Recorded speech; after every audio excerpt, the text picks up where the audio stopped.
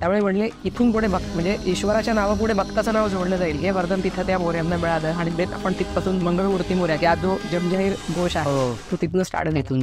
आदरणीय चिंतामणी महाराजांनी विनवणी केली की साक्षात रामदास स्वामी आणि जगद्गुरु तुकाराम महाराज माझ्या दारात आलेत, माझा आनंद आहे आज म्हणले, तुम्ही भोजनाला बसा. त्यांनी विनवणी केली की आम्ही आमचे आराध्य बोलवतो, तुमचे आराध्य बोलवा. विठ्ठल रुक्मिणी प्रकट झाले, सीतामाई आणि राम तिथे प्रकट झाले. तर ते म्हणाले चिंतामणी महाराजांना आम्ही आमचे आराध्य बोलवले, आता तुम्ही तुमचे आराध्य बोलवा. रामदास स्वामी आणि तुकाराम महाराजांना चिंतामणी महाराजच गणेश स्वरूप दिसायला लागले. आज फक्त एक असा तो ग्लॅमरचा भाग झाला, इथं एवढं थोडं सोनं दिलं म्हणजे मंगलमूर्ती प्रसन्न होती, काय गरज आहे. आणि चिंचवडला कोणतरी एक फकीर आहे, तर जरा आपण बघूया काय करतो तो, असं काहीतरी म्हणून चेष्टा करण्यासाठी त्यांनी ताटामध्ये मांस आणि वाटीमध्ये दारू पाठवली चिंचवडला. म्हणले महाराज हे आमच्या बादशाहानं पाठवलंय, तुम्ही याचं नैवेद्य दाखवा. ठेवा म्हणले तिथे, दाखवतो नैवेद्य. वस्त्रवरचं काढलं तर जे मांस होतं त्याची झाली होती फुलं बरं, आणि जी दारू होती त्याचं दूध झालं होतं. डोळे त्यांनी मिटलेले होते आणि एक वाहन त्यांच्यावर आला झडप, आणि तो असा जवळ येणार त्यांच्यात तेवढ्यात मोऱ्यांनी डोळे उघडले आणि त्याची शिळा झाली. ती आज अशी प्रचंड मोठ्या प्रमाणात शिळा त्या दोरला पाहायला आपल्याला मिळते. 10 दिवसाचा गणपती नक्की करा, त्याच्यातनं आपल्याला आनंद मिळतोय, सगळ्या गोष्टी होतात. पण ते सोडून सुद्धा ही जी स्वयंभू स्थान आहे ह्याचा सन्मान करणं हे प्रत्येक गणेश भक्ताचं कर्तव्य असं मला वाटतं. अगदीच.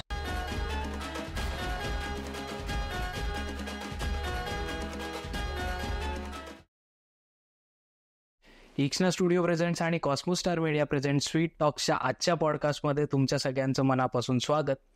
आपण गणपतीविषयी स्पेशल पॉडकास्ट करतोय. आधी आपण दगडूशेठचा पॉडकास्ट बघितला की ज्याच्यामध्ये दगडूशेठ रिलेटेड आपल्याला खूप माहिती मिळाली.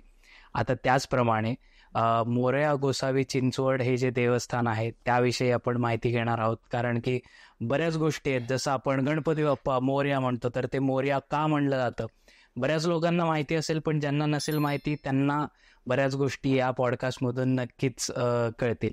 आणि त्याविषयी माहिती द्यायला आपल्यासोबत आलेले आहेत स्वप्नील देव. तुमचं खूप खूप स्वागत आहे आमच्या पॉडकास्टवर. आणि लोकांना कदाचित माहिती नसेल तर त्यांना प्लीज तुमची थोडीशी ओळख करून द्या. नमस्कार, मी स्वप्नील देव, राहायला चिंचवडला आहे. श्रीमंत महासाधू मोरया गोसावी महाराज यांच्यापासून आता माझी 13वी पिढी आहे.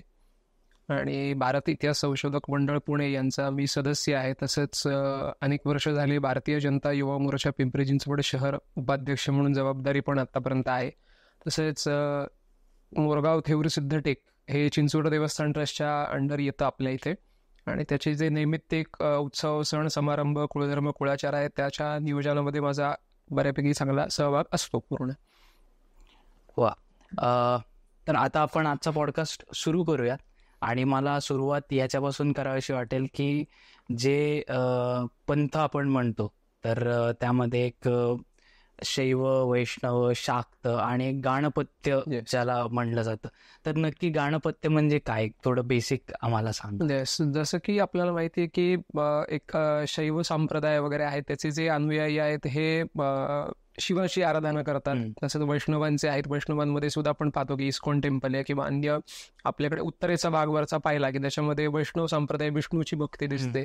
आणि शाक्त संप्रदाय हा आपल्या पश्चिमेकडे सर्वात जास्त पाहायला मिळतो, जो देवी आणि त्या संदर्भातल्या जेवढ्या तांत्रिक उपासना किंवा इव्हन सात्विक उपासना आहेत त्याच्यामध्ये पाहायला मिळतो.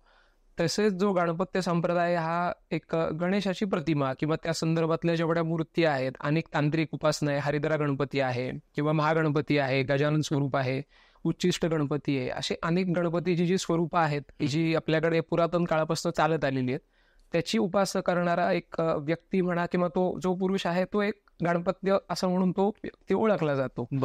अशी अनेक रूपं आहेत, त्याचे अनेक साधनं आहेत, त्याला एक गणपत्य संप्रदाय आपल्याकडे आतापर्यंत संबोधलं गेलेलं आहे.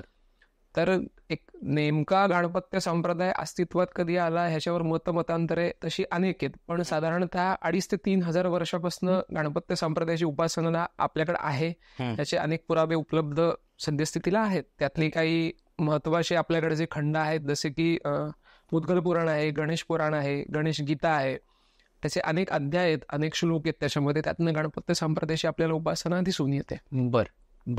आत्ता आपण पॉडकास्टच्या सुरुवातीला जसं मी सांगितलं की गणपती बाप्पा मोरया म्हणलं जातं, तर बऱ्याच लोकांना माहिती असेल, पण ज्यांना माहिती नाही की असं का म्हणलं जातं की गणपती बाप्पा मोरया, तर त्याविषयी थोडं सांगा. मोरया गोसावी यांच्या इतिहासाविषयी आम्हाला थोडं सांगतेस. आता गणपती बाप्पा मोरया ह्याच्यावर सुद्धा दोन एक मतांतर आहेत लोकांमध्ये, की मोरया म्हणजे मोरया, लाईक पुढं या वगैरे असं खूप लोकांचं मत आहे. ते बरोबर पण आहे एक प्रकारे. पण जे आपल्याकडे तुम्ही गुगल केलं तरी कळेल, किंवा काही अनेक पुरातन ग्रंथ आहेत आपल्याकडे, साधारण 100-150 वर्ष जुने झालेले, त्याच्यात सुद्धा अनेक कादंबरीकार आहेत, लेखक आहेत, त्यांनी त्याच्यात उल्लेख करून ठेवले. तो एक हा संदर्भ मोठ्या प्रमाणात आढळतो. मोरया गोसावी महाराज हे चिंचवडवरनं मोरगावला, की जे आपल्या चिंचवडपासून 96 किलोमीटर साधारण आहे, प्रति महिन्याला प्रतिपदा द्वितीया तृतीया असं इथनं चालत मोरगावला ते जायचे. आणि तृतीयाला तिथे पोहोचले की चतुर्थीला देवाची पूर्ण आराधना, गणपतीची पूजा सगळं करून, पंचमीला पारणं, नैवेद्य वगैरे करून चिंचवडला असे परत यायचे. असे ते एकदम बालपणापासून, म्हणजे तरुण वयापासून त्यांनी ही आराधना केली, की जे उल्लेखानुसार 117व्या वर्षापर्यंत त्यांनी केली. बापरे. तर मंगलमूर्ती मोरया तिथं यायचं रिझन हे असं होतं की 117व्या वर्षापर्यंत जेव्हा ते जात होते, अर्थातच 117 वर्ष हे खूपच म्हणजे खूपच जास्त वय, आणि वयोवृद्ध झाल्यामुळे त्यांना पोचायला एकदा उशीर झाला. आता आपण बाय रोड जातो तेव्हा नदी क्रॉस करून, जी करा नदी आहे तिथे जावं लागायचं, आणि एकदा त्यांना पोचायला खूप उशीर झाला, आणि तिथे नदीच्या अलीकडेच ते थांबले आणि मयुरेश्वराचा धावा करू लागले. अरे मयुरेश्वरा, एवढा तू लेकरावर नाराज का झालास? आज माझा एवढ्या वर्षाचा हा प्रघात आहे, आता ते माझं एक अनुष्ठानच आहे. ते म्हटले माझं मोडणार ते, आता आज मला तुझं दर्शन होणार नाही, तुझी पूजा आज माझ्याकडनं घडणार नाही. आणि ते विवळून रडायला लागले त्या नदीच्या काठापाशी. आणि तिथे त्यांनी एक पद रचले, की जे आज मोरया गोसावींच्या संप्रदायामध्ये म्हटलं जातं, तुझी हे भेटीची बहु आस रे मोरया, देखिता बहुत झाले दिवस रे मोरया, वियोगे झालो कासा विसरे मोरया. आणि असा धावा करता करता ते कनवाळू मयुरेश्वर नावाड्याचं रूप घेऊन तिथे आले. आणि म्हणले, बाबा काय करता तुम्ही इथं? म्हणले, एवढ्या रात्री अपरात्री दो पाऊस कोसळतोय. नाही म्हणले, अरे मी वर्षानुवर्ष मी या मोरयाची सेवा करत इकडनं मी चिंचवडवरनं येतो म्हणले, माझी पायी वारी आहे म्हणले, आणि आता मला जाता नाही येणार म्हणले. असे रडत रडत त्यांच्या सगळे पूर्ण त्यांचे क्षण त्यावेळेचे होते. चला बाबा म्हणले, मी तुम्हाला इथनं पलीकडे नेऊन सोडतो. मोरया म्हणले, यार तुझ्याकडे नाव आहे का? म्हणले, तू मला एवढ्या पुरातनं नेणार कसा? नाही म्हणले, मला नावाची काही आवश्यकता नाही म्हणले, इथनं एक उतार रस्ता जो नदीचा आहे त्यातनं मी तुम्हाला चालत चालत पलीकडे नेतो. मोरया गोसावींनी त्यांचा हात पकडला, ते त्यांच्या नावड्यांबरोबर ते पलीकडे गेले, त्या बांधवानं पलीकडे सोडलं. आता परत त्यांच्या मनात आलं की इथनं मी पलीकडे तर आलो, पण आता मला पोचायला झालाय उशीर, आता देवळं झाली असणार बंद, आता काय करू मी? तिथनं ते चालत चालत देवळाकडे गेले. तर त्यांना जसं वाटलं त्याचप्रमाणे देवळाची कुलप पुजाऱ्यांनी लावली होती, देऊळ बंद झालं होतं. तिथे बसून ते दावा करू लागले. तिथे जर मोरगावला आपण कधी गेलात तर तरटीचं झाड आहे, झाडाला, त्या मोरगाव स्थळाला खूप अत्यंत महत्व आहे गणपती संप्रदायाच्या दृष्टीने. तिथे बसून ते मयुरेश्वराचा धावा करू लागले. मयुरेश्वराचं त्यांनी नामस्मरण केलं, आणि भक्तांच्या हाकेला येणार नाही तो गणपती कोणता, आणि साक्षात मयुरेश्वर गाभारा सोडून त्या मोर्यासाठी तिथे बाहेर येऊन बसले, असे आपल्याकडे त्याचे उल्लेख आहेत पूर्ण. आणि दोघं म्हणजे मोरया ज्या भजनात तल्लीन झाले होते त्याच भजनात तल्लीन होऊन तिथे मयुरेश्वर बसले होते, असे प्रसंग आपल्याकडे चिंचवडला पाहायला मिळतात. शिल्परूपी आपण ते लावले, म्हणजे ते सुंदर किती असेल की तो अनुभव, की भक्तासाठी साक्षात मयुरेश्वर, की जे आज आपल्या पूर्ण ब्रह्मांडातलं सर्वाध्य क्षेत्र आहे मोरगाव, त्याचे ते अंशावतार मोरया गोसावी, आणि त्यांच्यासमोर ते येऊन भजन करत आहे. आणि म्हणाले, मारे मोरया वेडा आहेस का? म्हणले, तू का अट्टहास करतोयस? म्हणले, हा असा. आणि म्हणले, मोरया आणि मयुरेश्वर एकच आहेत म्हणले, तुझ्या भक्तीनं मी प्रसन्न झालोय, इथून पुढे तुला मोरगावाला यायची गरज नाही. मोरया म्हणजेच मयुरेश्वर, मयुरेश्वर म्हणजेच मोरया, आपल्यातलं द्वैताद्वैत संपलेलं आहे, इथून पुढे तू मोरगावला येऊ नकोस, तुझ्याच बरोबर मी चिंचवडला येतो, असे म्हणून तिथनं ते लुप्त झाले. आणि त्यांना दृष्टांत दिला रात्रीच्या त्या झोपेमध्ये, की दुसऱ्या दिवशी जेव्हा तू करा नदीमध्ये स्नानाला जाशील तेव्हा दुसऱ्या अर्घ्याला मी तुझ्या बरोबर चिंचवडला येईल. असे ते पुढच्या दिवशी करा नदी लागूनच आहे तिथे गेले. सूर्याला अर्घ्य देत असताना दुसऱ्या अर्घ्याला त्यांच्या हातात छोटेसे शाळीग्राम रूपी असे ते मंगलमूर्ती, पूर्ण शिंदरी रंगाचा असा तो शाळीग्राम होता, ते प्रकट झाले. आणि तेव्हा आकाशवाणी झाली. दृष्टांत म्हणू शकता तुम्ही, की आपल्यातलं द्वैताद्वैत संपल्यामुळे भक्त आणि ईश्वराची एकरूपता जी काय असू शकते याचं उत्तम उदाहरण मोरया तू आहेस म्हणले. त्यामुळे आता म्हणले, मी तुला वरदान देतो की इथून पुढे मंगलमूर्ती मोरया हा जो जयघोष होईल, मंगलमूर्ती म्हणजे मोरगावचे मयुरेश्वर आणि मोरया म्हणजे मोरया गोसावी महाराज, हा जयघोष तिथनं सुरू झाला. त्यामुळे म्हणले इथून पुढे म्हणजे ईश्वराच्या नावापुढे भक्ताचं नाव जोडलं जाईल हे वरदान तिथं त्या मोऱ्यांना मिळालं. आणि देन आपण तिथपासून मंगलमूर्ती मोरया की आज जो जगजाहीर घोष आहे तो तिथनं स्टार्ट झाला. तिथून सुरू झाला. बर, तिथून थोडंसं आपण अजून मागे आलो तर मोरया गोसावी यांचं नाव मोरया गोसावीच होतं का, आणि त्यांची बॅकग्राऊंड काय होती? कारण की गणपती ची उपासना करणं किंवा गणपत्य फॉलो करणं असं काही होतं का त्याच्या आधी? अगदी सुरुवातीला आपण याच्या जर गेलो तर मोरया गोसावींचे वडील वामन भट्ट शाळीग्राम हे कर्नाटक राज्यामध्ये बिदर जिल्हा आहे, तिथे शालिगाव म्हणून एक नावाचं गाव होतं. जशी पूर्वी कसं नदी जिथे असायची तिथे गावं बसायची, नदीचं पाणी गेलं गावं उठून, असे अनेक आपल्याकडे उल्लेख सापडतात. त्यातलं एक शालिगाव होतं, त्यातले ते गाववाले असं की ते शाळीग्राम म्हणून तिथले ते होते. आणि दोघांनाही म्हणजे जे दाम्पत्य जे होतं वामन भट्ट शाळीग्राम त्यांना पदरी मूल नव्हतं. अच्छा. अनेक वर्ष आणि कर्मठ असे ते गणपतीचे उपासक होते. पण असं त्यांना कोणीतरी सांगितलं की स्थावर म्हणजे ह्या पूर्ण भूतलावरचं सर्वाध्य क्षेत्र आहे मोरगाव, म्हणजे बारामती नजदीक आहे, आपण तिथे जाऊन मयुरेश्वराची आराधना करा, आपल्याला इच्छित फळ हे मिळेल. या आशेनं ते कर्नाटकातनं दरमजल करत ते महाराष्ट्रात पोहोचले. महाराष्ट्रातनं ते मोरगावला आले. स्थानिक ग्रामस्थ जी मंडळी होती त्यांच्याकडनं पूर्ण त्याची सगळी माहिती वगैरे घेतली आणि मयुरेश्वरासमोर संकल्प सोडला की मयुरेश्वरा की मला पुत्रप्राप्ती व्हावी, हीच आता इच्छा फक्त माझी राहिलेली आहे, मी आता वयोवृद्ध होत चाललोय, तर ती आपण मनोकामना पूर्ण करावी. या अनुषंगानं त्यांनी काही वैयक्तिकरित्या त्यांनी अनुष्ठानास प्रारंभ केला. असे त्यांनी एक म्हणजे 12 वर्ष अनुष्ठान केलं. मयुरेश्वराने त्यांना दृष्टांत दिला की हे वामना, तू हे प्रयत्न काही करू नकोस, तुझ्या पदरी मूल नाहीये, तू अट्टहास सोडून दे. पण ते इतके व्याकुळ झाले होते पुत्रप्राप्तीसाठी की त्यांनी परत अनुष्ठान सुरू केलं. असे जेव्हा त्यांचे 4 तप अनुष्ठान झाले, चौथ्या म्हणजे 48 वर्ष, जेव्हा 48 वर्ष ती पूर्ण झाली, साक्षात मयुरेश्वर त्यांच्या समोर उभे राहिले. ते म्हणाले, हे वामना, तुझ्या भक्तीनं इतक्या तीव्र इच्छेला मी खूप आनंदित झालोय आणि मी खुश होऊन तुला आता तुझ्या पदरी मूल नाहीये, पण म्हटले मीच तुझ्या पोटी आता जन्म घेतो आणि या जगातल्या लोकांचा उद्धार करतो की जे ताणलेले भुकेलेले आहेत, भक्तीला व्याकुळ झालेले, ते म्हणजे ते आत्ताचे जे मोरया गोसावी. आणि नवमास पूर्ण होताच त्यांच्या पत्नी या गर्भवती झाल्या, पुत्ररूपाने मोरया आले. त्यांचं नाव तेव्हा पाळण्यातलं जे होतं ते मोरेश्वर असं ठेवलं. आणि काळाओघात अपभ्रंश त्याचा होऊन सगळ्यांनी लाडानं असं करत त्यांचं नाव मोरया असं झालं. अच्छा. आणि सर्व म्हणजे आता जिथे जिथे सगळे जे उल्लेख आपल्याकडे पुरातन आढळतात त्यात मोरया असं ते आलं.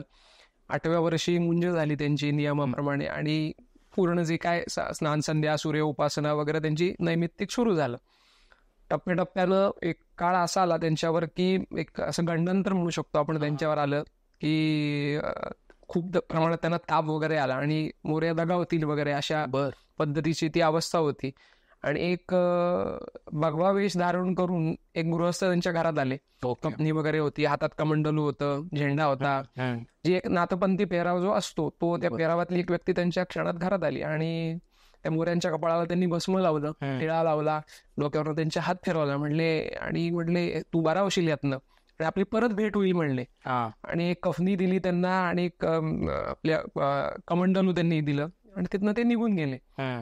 कोणाला त्याचा काही संदर्भ लागला नाही, अरे ही व्यक्ती आली, हे दिलंय आणि निघून गेली वगैरे, झालं, तिथनं ते निघून गेले. आणि जसं जसं ते वय वाढत चाललं साधनेमधली, अर्थात जे त्यांचे गृहस्थ येऊन गेले ते त्यांचे गुरु भविष्यातले होणार होते. अर्थात त्यांच्या डोक्यावर जो हात फिरवला तो एक अनुग्रह म्हणता येईल आपल्याला. आणि जशी त्यांची वैयक्तिक साधना वाढू लागली तशी मोरयाविषयी, गणपती संप्रदाय म्हणा, नाथपंथ म्हणा, याच्याविषयी त्यांची भक्ती इच्छा सगळी तीव्र होऊ लागली. आणि काळाओघात असं झालं की पूर्ण भगवी वेश धारण करणं, पताका घेऊन कुठेतरी वारीस जाणं, हे त्यांचे सगळे सुरू झाले सगळ्या गोष्टी. आणि मग काही लोकांचं म्हणजे एक काही प्रमाणात त्यांच्याकडे सिद्धी आल्या आपण म्हणू शकतो. याच्यानं घडायला असं लागलं की लोकांच्या काही दुःख वगैरे ते दूर करायला लागले. आणि मग लोकांना ठीक आहे आता हे भगवी वस्त्र वगैरे हा व्यक्ती परिधान करतो म्हणजे गोसावी झाली. आता खरं विचार केला तर गोसावी म्हणजे अपभ्रंश आहे खरं, ते गोस्वामी हा शब्द आपण म्हणू शकतो की ज्याच्या अधीन इंद्रिय आहेत, गो इंद्रिय आपण जी पडतो म्हणून ते गोस्वामी. त्याचा काळाओघात अपभ्रंश परत गोसावी, असं म्हणून तो एक नयन भारती गोसावी महाराज की जे त्यांच्या गुरुरूपाने त्यांना लाभले, नाथपंथी त्यांनी दीक्षा दिली, तिथपासून हा त्यांचा पूर्ण जो क्रम आहे साधनेचा तो सुरू झाला. तिथपासून तो पुढे गेला. टप्प्याटप्प्यानं सगळं झालं आणि नंतर मोरगावचीच मयुरेश्वराची आराधना करत असताना त्यांना दृष्टांत झाला की थेऊरला जाऊन तू तपश्चर्या कर. आणि त्यांना काही ते समजे ना, आपण गुरु आज्ञा अर्थात मयुरेश्वराची आज्ञा म्हणून ते तिथनं एकदम तडक निघाले. ते थेऊरला गेले. आजही थेऊरला ज्या ठिकाणी मोरया गोसावी त्या साधनेसाठी बसले होते त्याला मोरया आसन म्हणून प्रसिद्ध आहे. तिथे ते खूप देवळापासून लांब आहे पण ते आहे छान प्रसिद्ध आहे. तिथे अनेक वर्ष त्यांनी तपश्चर्या केल्याचे आपल्याकडे उल्लेख आढळतात. थेऊरला, थेऊर हे स्थावर क्षेत्र आहे या सगळ्या पुरातन ग्रंथांनुसार. स्थावर क्षेत्र म्हणजे काय? स्थावर क्षेत्र याच्यावर तसं अनेक संदर्भ आहेत पण असं अगदी सोप्या भाषेत सांगायचं म्हटलं तर एक ह्याचं मयुरेश्वराचं पडलेलं एक प्रतिबिंब असं म्हणून चिंतामणींचं स्वरूप समजलं गेलंय आपल्याकडे. म्हणजे आज मयुरेश्वराकडे जर तुम्ही पाहिलं ती थोडीशी उग्र आणि अशी त्या पद्धतीची मूर्ती दिसते. हे जर तुम्ही थेऊरला गेला तशी गोंडस अशी ती पूर्ण शांत अशी मूर्ती आहे ती पूर्ण.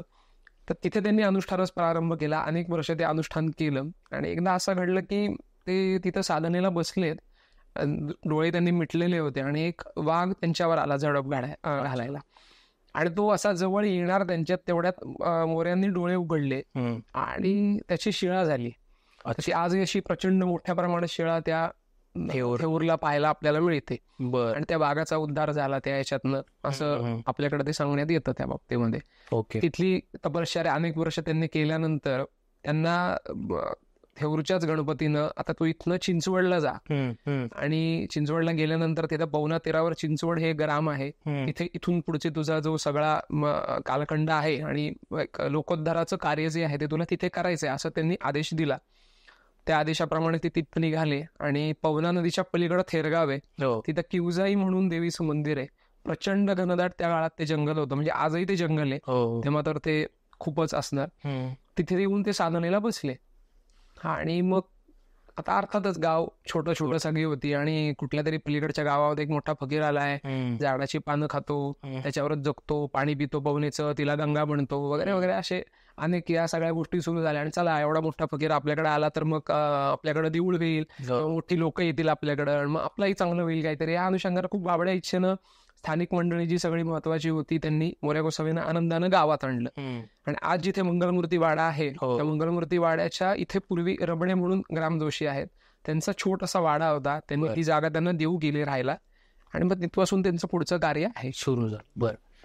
जसं तुम्ही मगाशी सांगितलं की त्यांना दृष्टांत झाला म्हणजे गणपती बाप्पांनी त्यांना ती शाळीग्राम रूपी मूर्ती म्हणत आपण त्यात आंधळा मांडलं जातं ते दिलं आणि नंतर ते कुठे देववाडामध्ये मंगलमूर्ती वाड्यामध्ये ते स्थापन केली. सो मंगलमूर्ती वाड्याचा काय इतिहास आहे, म्हणजे त्याच्या पुढे काय सुरू झालं स्थापन केल्यानंतर? म्हणजे मंगलमूर्ती वाडा आता आपण थोडंसं मागे जाऊया की जेव्हा मोरया गोसावी तिथे राहायला आले त्या ठिकाणी पूर्ण तो जो एक बेसिक वाडा होता त्या वाड्यामध्ये त्यांचं अनेक वर्ष सगळं क्रिया ती पूर्ण चालू होती. आणि जेव्हा नयन भारती गोसावी महाराज यांनी त्यांना विनायकाची परिक्रमा रादर जे मोरगावचं अनुष्ठान मी जे मागाशी बोललो की ते जेव्हा करायला लावलं त्याच्यानंतर 117व्या वर्षी मंगलमूर्तींची प्राप्ती झाली. बरोबर. आणि मग जे मंगलमूर्ती मिळालेले होते, आता मंगलमूर्ती वाडा हे नाव नंतर झालं, पण मोरया गोसावी राहत होते त्या ठिकाणी ते नैमित्तिक पूजा करत, दररोजची गणपतीची आराधना करत आणि त्याची जी फुलं असायची ते तिथे शेजारीच विसर्जन करत. त्याच विसर्जन केलेल्या जी फुलं होती त्याच्यानंतर त्यांनी गणपती बनवला. त्याला आज कोठारेश्वर म्हणून तिथे संबोधलं जातं की जो चिंचवडला आहे मोरया गोसावी महाराज स्थापित तो आज गणपती आणि त्याची नैमित्तिक आराधना ते करत. आणि जेव्हा मंगलमूर्तींची प्राप्ती झाली तेव्हा त्याच कोठारेश्वराच्या समोर ते मंगलमूर्ती ठेवले जायचे. आणि पूर्वीच्या काळात असं होतं की म्हणजे अगदी 40 वर्षांपूर्वी की फक्त मंगलमूर्तींचं दर्शन हे माघ महिना आणि भाद्रपद महिना की जेव्हा मंगलमूर्ती म्हणजे कोठारेश्वरांचं दर्शन की जेव्हा मंगलमूर्ती ह्याला मोरगावला जायचे माघ महिन्यात आणि भाद्रपद महिन्यात तेव्हाच कोठारेश्वरांचं दर्शन व्हायचं. आणि गेल्या 30-40 वर्षात ते पूर्ण ओपन करून पूर्ण वेळ लोकांना दर्शन घेता येईल याची सोय झालेली आहे. तर मंगलमूर्ती वाडा असं म्हणता येईल की सध्याचा जो सभा मंडप आहे अशा 3 पद्धतीने त्याचं बांधकाम झाल्याचे आपल्याकडे उल्लेख आहेत. एक म्हणजे जो मोरया गोसावी राहत होते ते शमीच्या झाडाच्या इथला जो पूर्ण भाग येतो त्याच्यानंतर आत्ताचा सभामंडप जिथे आत्ता मंगलमूर्ती आहेत ते शेजारी अजून 2 वास्तू आहेत. अशा टप्प्याटप्प्याने अशा 3 बांधकामं ते झाल्याचे उल्लेख आहेत. पण सद्यस्थितीला जिथे मंगलमूर्ती आहेत ते नाना फडणवीस आणि हरिपंत फडके यांनी बांधल्याचे आपल्याकडे ते उल्लेख आढळतात. आणि सोप्यात सांगायचं तर काय, पूर्ण संबंध वाड्यामध्ये मोरया गोसावी महाराज राहिलेत इन शॉर्ट तसं आपण म्हणू शकतो. आणि आज मंगलमूर्ती म्हणजे थेट जे अंशावतार म्हणजे मयुरेश्वराचं याच ते प्रतिबिंब आहे जे चिंचवडला आलं आहे. आता जे चिंचवडचे किंवा पुण्याच्या बाहेरचे लोक आहेत त्यांना कधी कधी असा गैरसमज होतो की जे समाधी मंदिर आहे मोरया गोसावी यांचं हेच गणपती मंदिर आहे. म्हणजे सुरुवातीला मी पण ज्यावेळी आलो होतो मला पण तोच एक गैरसमज झाला होता. तर नक्की समाधी मंदिरात काय काय गोष्टी आहेत, म्हणजे किती समाध्या किंवा समाधी आहेत असं म्हणूयात, की त्याचं काय वैशिष्ट्य किंवा महात्मा आहे? म्हणजे आज जे आपण चिंचवडला मोरया गोसावी महाराज यांचं संजीवन समाधी मंदिर जे पाहतो आणि मधल्या गाभाऱ्यात गेल्यानंतर जी समोर आपल्याला मूळ मूर्त दिसते त्या मूर्तीच्या एक्झॅक्ट खाली मोरया गोसावी महाराज आजही संजीवन समाधीस्थ आहे. आणि त्याच पहिल्या मधल्या गर्भगृहामध्ये राईट साईडला आपल्याला एक प्रचंड मोठं शिवलिंग दिसतं. त्या शिवलिंगाच्या बरोबर खालून हा त्या समाधीकडे जाण्याचा त्या काळात मार्ग होता. पूर्वीच्या काळात आपली देवळं तोडली जायची वगैरे ह्याच्यानं त्यावेळेला ती शिवलिंग त्या ठिकाणी बसवलं गेलं. तर ती जी मूर्त आहे जी समाधीच्या वरती स्थापन केलेली आहे ती त्यांचे पुत्र श्री चिंतामणी महाराज देव यांनी ती स्थापन केलेली आहे. पण आज लोकांचा जो गैरसमज आहे की मोरया गणपतीला आलोय, मोरया गोसावीला आलोय, तर सोप्या भाषेत सांगायचं जसं माऊली ज्ञानेश्वर महाराज यांनी आळंदीला जशी संजीवन समाधी घेतली त्याचप्रमाणे काही फरक नाही, सेम टू सेम जी समाधी आहे मोरया गोसावी महाराजांनी चिंचवडला पवनेच्या तीरी घेतलेली आहे. दोघांची जर तुम्ही समाधीची स्थळं पाहिली तर इंद्रायणी देखील ही उत्तर दक्षिण वाहते, पवना देखील समाधीच्या स्थळाला उत्तर दक्षिण वाहते. उत्तर दक्षिण नदीला गंगेचं स्वरूप समजलं गेलेलं आहे आपल्याला शास्त्रात आपल्या. तर सर्वोच्च कोटीच्या त्या संजीवन समाध्या आहेत दोन्ही माऊलींच्या. आणि अजून एक जर छान विचार केला तर पुणे जिल्ह्याच्या दृष्टीने माऊली तुकाराम महाराज आणि मोरया गोसावी महाराज यांचा एक त्रिकोण झालेला आपल्याला तसा लक्षात येतो. म्हणजे खूप आपलं आज एक ते भाग्य म्हणता येईल आपल्याला की पुणे जिल्ह्याचं म्हणा किंवा आपलं सराउंडिंग, की आज एवढ्या 3 संबंध पूर्ण भारतवर्षातले म्हणू शकतो आपण संत महात्मे आज आपण त्यांच्या भूमीत आज आपल्याला वास करायला आपल्याला मिळतोय. तर पूर्ण जी सभोवतालची जी देवळं आहेत तिथे आज परंपरा अशी आहे की पदावर असलेल्या व्यक्तींचा म्हणजे मोरया गोसावी महाराजांपासून पुढ्या 7 पिढ्या अंश अवताराने गणेश वास करतील असं थेऊरच्या चिंतामणीने वरदान दिलेलं होतं. त्याप्रमाणे तिथे ज्या समाध्या तुम्हाला दिसतील त्या पूर्ण 7 सप्तपुरुषांच्या समाध्या आहेत. म्हणजे ज्या ज्या वेळेला पदावरच्या व्यक्तीचा देहांत झाला त्याच्यानंतर तिथे त्या व्यक्तीला अग्नी दिला गेला आणि मग तिथे ते गणपती स्थापन झाले. अशा सभोवतालची सर्व ती मंदिरं एकत्रित तिथे झालेली आहेत. त्याच्यानंतर जे पहिले सत्पुरुष मोरया गोसावी महाराजांनंतरचे गादीवरचे होते त्यांचा मुलगा श्री चिंतामणी महाराज देव, तिथे तुम्ही जर फिरून प्रदक्षिणा मारून आला तर आडवी अशी झोपलेली एक मूर्ती दिसते. ती झोपलेली मूर्ती काही लोकांना मारुती वगैरे वाटतात वगैरे, तर ती मारुती वगैरे नसून चिंतामणी महाराजांना देखील मोरयांप्रमाणे संजीवन समाधी घेण्याची इच्छा होती. ती त्यांनी बोलून दाखवली, पण मोरयांनी सांगितलं की माझं अवतार कार्य वेगळं आहे, तुझा अवतार कार्य वेगळं आहे.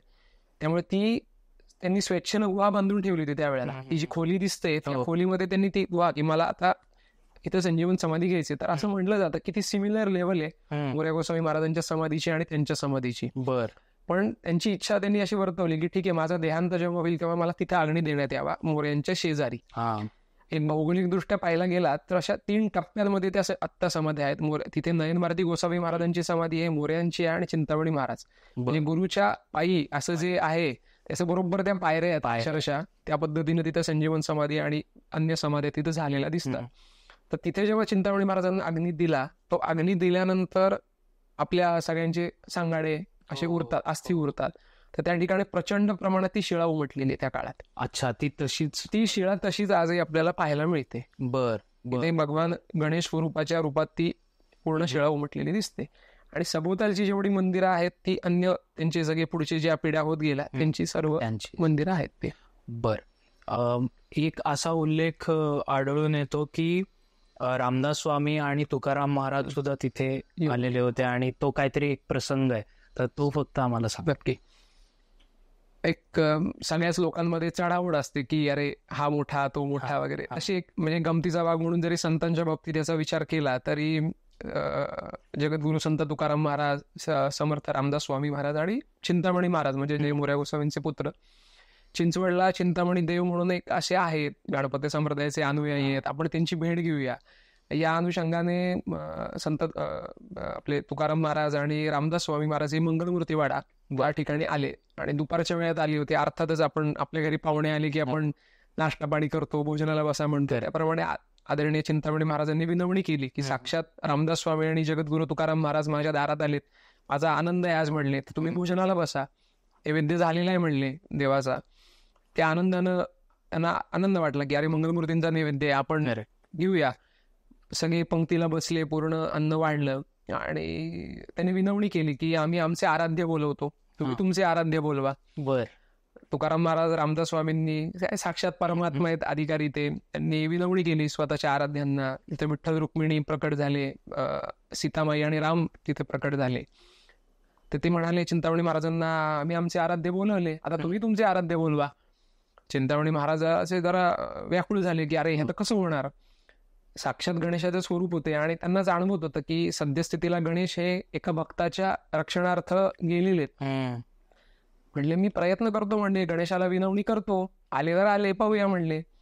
त्यांनी गणपतीचा धावा सुरू केला, त्यांनी नामस्मरण सुरू केलं आणि थोड्या वेळात असं पाहतोय की रामदास स्वामी आणि तुकाराम महाराजांना चिंतामणी महाराजच गणेश स्वरूप दिसायला लागले. अरे बापरे. बर. शुंडादंड पूर्ण, हातामध्ये परशु दिसत होतं, कमंडल दिसत होतं, अन्य अशी सगळी जी गणेशाच्या हातात जी आहेत भिन्न भिन्न सगळी गोष्टी त्या सगळ्या त्यांना दिसायला लागले.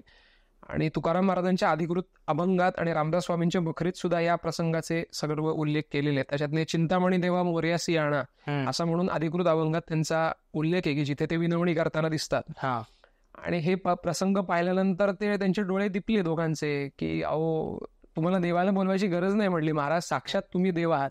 बर.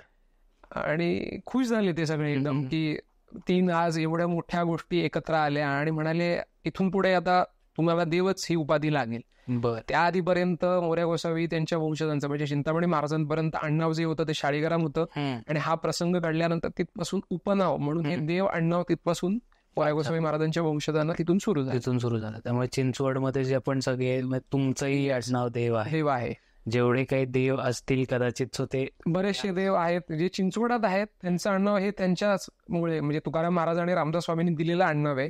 हे देव सोडून सुद्धा महाराष्ट्रामध्ये अन्य ठिकाणी काही देव असे आहेत पण ते मोऱ्यांपैकी नाही नसावे. बर बर बर. हा प्रसंग इतका तो त्यावेळेला गाजला आणि दोन्ही महात्म्यांच्या बखरीत त्याच्यात खूप सुंदर त्याचे असे उल्लेख केलेले आहेत. बर. तुम्ही सांगितलं कोठारेश्वर मंदिराचा, तर युजली आपण बघतो की दोन गणपती असे कधी शेजारी शेजारी बसवले नसतात. तर मग कोठारेश्वर का म्हणून त्यांनी बसवला गेला असेल किंवा काय त्याचं अजून महात्म्य असेल?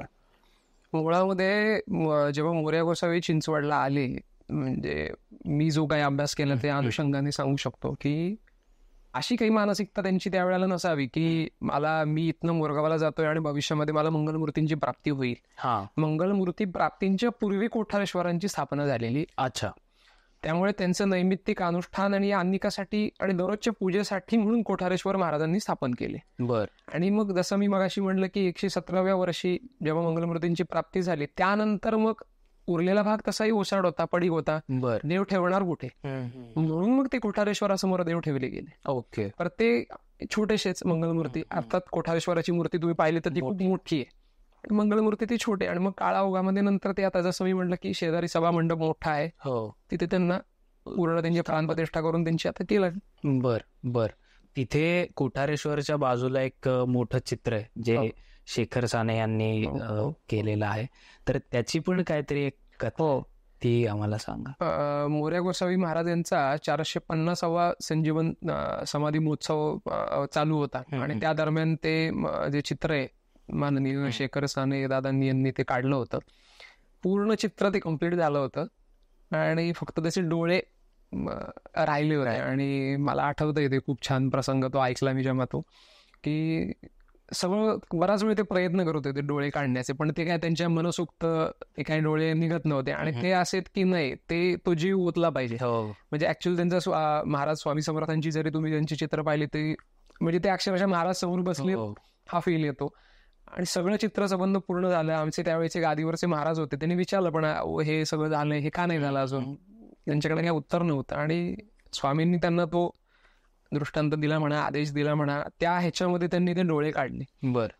आणि आज मी तिथे स्वतः राहतो आणि अनेक तिथे भाविक येतात. त्याच्यामध्ये सुद्धा खूप लोकांनी अक्षरशः ते अनुभवले की त्या म्हणजे तिथे बसायला स्पेस आहे भरपूर, लोक असे निवांत तिथं ध्यान करायला बसतात, की साक्षात ते मोऱ्यांचे डोळे असे लवतायत, हलतायत, मोऱ्यांची प्रतिकृती हलतीये, मोऱ्या बघतायत, स्माईल देतायत. बर. इतके ते भाव उतरलेत त्या चित्रामध्ये, म्हणजे सांगायला शब्द ते कमी पडतील. कोणीतरी म्हणजे माणसानं ते अनुभव अक्षरशः तिथे जाऊन इतकं ते सुंदर चित्र रेखाटलंय. त्यांच्या संजीवन समाधी जो प्रसंग आहे त्याचं ते चित्र आहे. खरंच अनुभव माणसानं ते. नक्कीच तुम्ही जेव्हा केव्हा मंदिराला भेट द्याल, वाड्याला भेट द्याल, त्यावेळी तुम्हाला नक्कीच ते चित्र बघायला मिळेल आणि आपण आता या पॉडकास्टमध्ये पण ते त्यांना दाखवूया असंच. त्याच्यासोबत मला हे विचारावं असं वाटेल की आता गणपतीमध्ये म्हणजे आता मराठी महिने शक्यतो प्रत्येकालाच माहिती असतात असं नाही, पण साधारण सप्टेंबरमध्ये आपली एक पालखी असते जी चिंचवडवरून मोरगावला जाते आणि मोरगाववरून परत येते. तर त्याविषयी आम्हाला सांगा आणि जर कोणाला सहभागी व्हायचं असेल या पालखीमध्ये तर ते कसे होऊ शकतात ते पण सांगा. जी मोरया गोसावी महाराजांची जी परंपरा जी आपण म्हणतो की जे मंगलमूर्ती जे त्यांना जे प्राप्त झाले ते दर महिन्याच्या विनायकीला आणि तसंच माघ आणि भाद्रपदात हे मोरया गोसावी महाराज स्वतः घेऊन जायचे मोरगावला. ती परंपरा त्यांच्यापासून आज 13वी पिढी माझी आहे. गादीवरचे आज महाराज आहेत, अन्य सगळी भाविक मंडळी असतात त्या पालखीला. हे सर्व भाविक मंडळी आनंदाने इथनं ते चालत साधारण 200-250 किलोची आपली आज पालखी आहे. बापरे. प्रचंड उत्साहाने आणि एक पोटतिडकीने अगदी म्हणतो जसं की त्या आनंदानं इथनं ते मोरगावला घेऊन जातात, पाऊस पाणी ऊन याच्यानं. तर ती परंपरा अशी आहे की मोरया गोसावी महाराज त्यावेळेला माघ आणि भाद्रपद महिन्यात ते इथनं प्रतिपदा, द्वितीया, तृतीया आणि चतुर्थीला देवाचं सगळ्या गोष्टी होऊन धूळभेट म्हणून तिथे एक प्रसंग असतो की मयुरेश्वरासमोर त्या मंगलमूर्तींना नेलं जातं. जे देव महाराज आहेत ते घेऊन जातात आणि मयुरेश्वरासमोर ते ठेवली जाते. ती धूळभेट म्हणून त्याला संबोधलं जातं. मग प्रत्येक भाविक येतो, ऍट अ टाइम दोघांचं एकाच वेळेला ते दर्शन मिळून येतं. इतर वेळेला मुक्तद्वार दर्शन तिथे नसतं मोरगावला, की जे आता ह्या भाद्रपद आणि माघ महिन्यामध्ये सर्व भाविकांना ते दर्शन खुलं असतं. आत गाभाऱ्यात जाऊन दर्शन घेता येतं मयुरेश्वराचं आणि मंगलमूर्तींचं. तर इथनं आपण प्रतिपदा, द्वितीया, तृतीया असं जातो. चतुर्थीला तिथलं देवाचं सगळं करतो. चतुर्थीला ज्या दिवशी मोरया गोसावी महाराजांना भाद्रपद शुद्ध चतुर्थीला तो पोहा म्हणजे तांदळा हा त्या कार्य नदीमध्ये गणेश कुंडामध्ये त्यांना मिळाला होता, त्या दिवशी देव महाराज जे पदावरचे महाराज आहेत ते प्रत्येक भाविकांच्या डोक्यावर त्या मंगलमूर्तींचं पाणी ओततात. हा अत्यंत दुर्लभ असा एक योग असतो प्रत्येक गणपत्यातल्या एका भक्तासाठी की ते मंगलमूर्तींचं पाणी अंगावर घ्यायला मिळावं. बरोबर. तर ते त्या दिवशी चतुर्थीच्या दिवशी सकाळी साधारण 10-11 वाजता वगैरे तो सगळा विधी होतो. पूर्ण दिवसभर सगळ्या गोष्टी अन्य असतात ज्या मंगलमूर्ती आणि मयुरेश्वराशी संबंधित त्या होतात. मोरया गोसावींनी रचलेली व त्यांच्या पुढच्या भविष्याने जी रचलेली पद आहेत ती चतुर्थी दिवशी मोठ्या प्रमाणात होतात. 21 पदांच्या तिथे आरती होते. सकाळी टिपऱ्या असतात ज्याला आपण आत्ताच्या काळात दांडिया म्हणतो समजा, त्या होतात तिथे. खूप आनंदानं सगळे तिथले स्थानिक गावकरी, आपल्या इथनं चिंचवडवरून गेलेली सगळी लोक सभा घेऊन सगळ्या गोष्टी करतात. पंचमीला नैवेद्य असतो. पंचक्रोशी पूर्ण साधारण तिथे प्रसादाला येते. खूप उत्साहात तो नैवेद्य मयुरेश्वराचा होतो. प्रसाद सगळ्या भाविकांना मिळतो.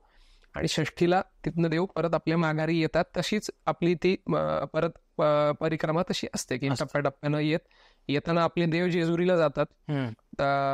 मल्हारी माळसाकान यांची आपली आणि मंगलमूर्तींची तिथेही धूळभेट असते. ती धूळभेट होते, परत चिंचवडकडं यायला लागतं. अशा पद्धतीनं आपली ती वाटचाल असते. आणि ज्या भाविकांना यायचंय त्याच्या आधी म्हणजे प्रतिपदा म्हणजे साधारण गणपतीच्या आधी 3 दिवस चिंचवडवरनं पालखी निघते. कोणतेही भाविक त्याच्यामध्ये सहभागी होऊ शकतात. आनंदच वाटेल. आणि इव्हन तुम्हाला म्हणजे मला सांगायला आवडेल की अनेक असे भाविक आहेत की मूलबाळ होत नाही म्हणा, एखादं काम अडकलंय, असे अनेक लोक आतापर्यंत आलेले आहेत की नाही मी ही परिक्रमा केली आणि माझं हे काम पूर्ण झालंय. करेक्ट. कारण खूप लोकांची ती भावना आहे. आजही ती आनंदानं लोक येतात, सांगतात की अहो नाही मला हे मोऱ्याच्या कृपेने मिळाले, मला मंगलमूर्तींच्या कृपेने मिळालं, ही मोऱ्या बाबांनी वारी केली होती ती मी केली, मला त्याचा आनंद आहे आणि ह्याच्यामुळे मला ही प्राप्ती झाली. अशी लोक आहेत. त्यामुळे आवर्जून प्रत्येकानं ती करावी. कारण ती अर्थात मी म्हणतो तसं की गणपती संप्रदाय असते प्रमुख आहेत आणि अर्थात त्यांनी सुरू केली म्हणजे त्याला एक खूप मोठा अर्थ आहे. बरोबर. त्यामुळे आपण त्या मार्गावर चालावं असं वाटतं. बरोबर. त्यामुळे प्रत्येक भाविकाने ते करावं. आणि या वर्षी आता ती किती तारखेपासून किती तारखेपर्यंत हे थोडं तुम्ही सांगू शकता? या वर्षी 4 तारखेला म्हणजे 4 आता सप्टेंबरला आपल्या इथनं चिंचवडवरनं निघेल. 4, 5, 6ला संध्याकाळी मोरगावात ती पोहोचेल. जसं मी म्हटलं तसं की चतुर्थीचं हे करून पंचमी हे करून षष्ठीला ती परत यायला साधारण 12-14 तारखेपर्यंत ती चिंचवडला परत येईल. बरं. जसं तुम्ही आता आपल्या पालखीचं सांगितलं मोरगाव ते चिंचवड, तसंच थेऊरचा पण एक सोहळा आहे जो आपला चिंचवड देवस्थान जे करतं, तर त्याविषयी थोडं आम्हाला सांगा. थेऊरच्या सोहळ्याचं एक कसं जे मोठं कारण आहे की मोरया गोसावींचे नातू श्री विनायक उर्फ काका महाराज देव यांना एक जसे मंगलमूर्ती आहेत मंगलमूर्ती वाड्यामध्ये, तसेच त्यांना एक स्वयंभू तांदळा त्यांनाही प्राप्ती झाला. त्याची कहाणी अशी होती की आपला जो राडगाडगीचा नियम आहे की घरातला एक मोठा मुलगा घरातल्या देवतांची पूजा करतो किंवा अन्य जे सगळे कुळधर्म कुळाचार असतात तो मोठा मुलगा करतो, तसे नारायण महाराज देव जे मोरया गोसावींचे पहिले नातू हे मंगलमूर्तींची पूजा करायचे. आणि काका महाराजांचा एक दररोजचा पण असायचा की दुर्वा व्हायचा. आणि एक दिवस काहीतरी त्यांना दुर्वा व्हायला उशीर झाला आणि त्यांनी दारं लावली वगैरे आणि त्याच्यावर थोडीशी त्यांच्यात वादावादी झाली असावी की त्याच्यात त्यांनी पण केला की दुसरा मंगलमूर्ती मिळवेन तेव्हाच मी चिंचवडात पाय ठेवेन. आणि त्या ज्या वाहिलेल्या उमरावर त्यांनी दुर्वा वाहिल्या त्या मंगलमूर्तीच्या जाऊन डोक्यावर पडल्या. ह्या लेवलची त्यांची त्या मंगलमूर्तीवरती श्रद्धा होती. तिथनं थेट ते तडक मोरगावला निघून गेले. जसे मोरया गोसावींनी त्या कार्यामध्ये मंगलमूर्ती मिळवले त्या ह्याच्यात ते करेत जाऊन त्यांनी 21 दिवस अनुष्ठान केलं. अनुष्ठान केल्यानंतर मयुरेश्वराने त्यांना दृष्टांत दिला की एकदा मी तुझ्या घरात अवतरलो आहे, तू आता थेऊरला जाऊन तपश्चर्या कर. तिथनं ते थेऊरला गेले आणि सलग परत 21 दिवस अडक अनुष्ठान, त्याच्यातनं ते बाहेरच नाही आले. म्हणजे अक्षरशः जेव्हा ते चिंतामणींची प्राप्ती झाली त्याच्या पुढच्या काही महिन्यात ते त्यांचा देहांत झाला. देह ठेवला त्यांनी. ह्या लेवलची त्यांची त्यावेळेची ती साधनं होती. आणि थेऊरला गेले, 21 दिवस अनुष्ठान केलं आणि साक्षात हातात चिंतामणी त्यांच्या ते प्रकट झाले. आणि त्यावेळेला जिंजीला राजाराम महाराज होते. त्यांना चिंतामणीने दृष्टांत दिला, कारण राजाराम महाराजांची एक गणपत्य किंवा गणपतीवर श्रद्धा ह्याचे अनेक संदर्भ आपल्याला राजाराम महाराजांचे दिसतात की मी अवतरलोय आणि माझी सोय कर म्हणून. थेऊर, हिंजवडी, जांब, उरुळी देवाची अशी ती गावं काका महाराजांना त्यांनी इनाम करून दिली. आणि मोठ्या आनंदानं ते थेऊरला आले. पहिल्यांदा देवळासमोर म्हणजे धूळभेट जी आपण म्हणतो की देवासमोर त्यांनी मूर्ती ठेवली. ते पूर्ण तिथला जो प्रसंग होता तो झाला आणि मग ते चिंचवडला ची मूर्ती घेऊन आले. आणि नारायण महाराजांनी खूप आदरानं त्यांना चिंचवडात आणलं. गाजावाजा करून पूर्ण ती मूर्ती स्थापन झाली.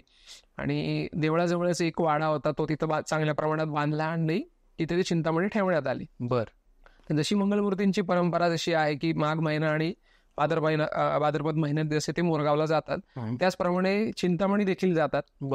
फक्त आज तिथं तेवढा लवाजमा किंवा लोकांचं मनुष्यबळ कमी आहे, त्यामुळे ते गाडीचा प्रवास असतो, तो गाडीनं तो प्रवास होतो. काही कालावधीपूर्वी चालतही ते जात होते, पण आता ते सेम जसं मंगलमूर्तींचे पूर्ण उपचार आहेत तसे तिथं तृतीयाला पोहोचतात. तिथे एक म्हातारी देवी म्हणून आहे, त्या म्हातारी देवीचं तिथलं द्वार आहे, ते चिंतामणी करतात. ते जे बरोबर त्यांचे सगळे अनुयायी आहेत, देवमंडळी आहेत, अन्य तिथं भाविक असतात ते करतात.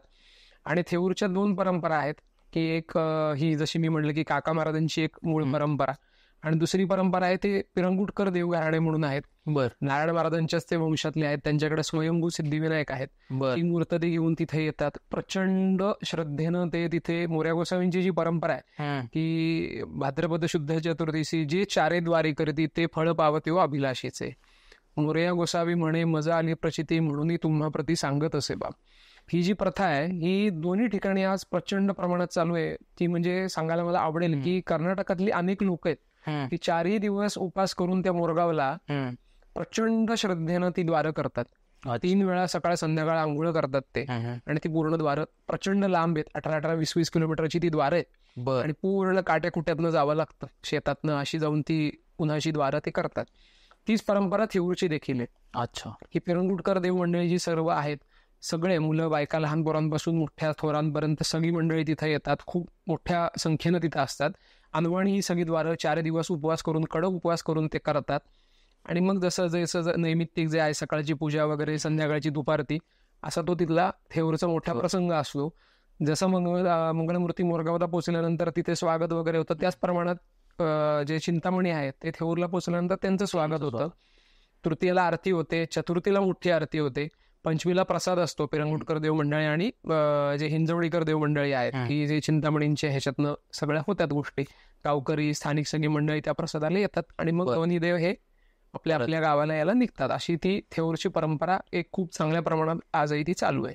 बर, मग तो चिंतामणी जो आहे गणपती तो चिंचवडमध्ये कुठे आहे? चिंतामणी जे आहेत ते आज चिंचवडला मोरया गोसावी मंदिरा शेजारीचा एक गौरी अपार्टमेंट म्हणून बिल्डिंग आहे, तिथेच खाली एक छोटंसं देऊळ केलेलं आहे, तिथे ते स्थानापन्न आजही आहेत. आणि जशा मंगळमूर्तींचे उपचार आहेत आज मंगळमूर्ती वाड्यात होतात त्याच प्रमाणात बऱ्याचशा प्रमाणात त्यांचे उपचार देखील तिथे केले जातात. पण लोक तिथे येऊ शकतात. अच्छा.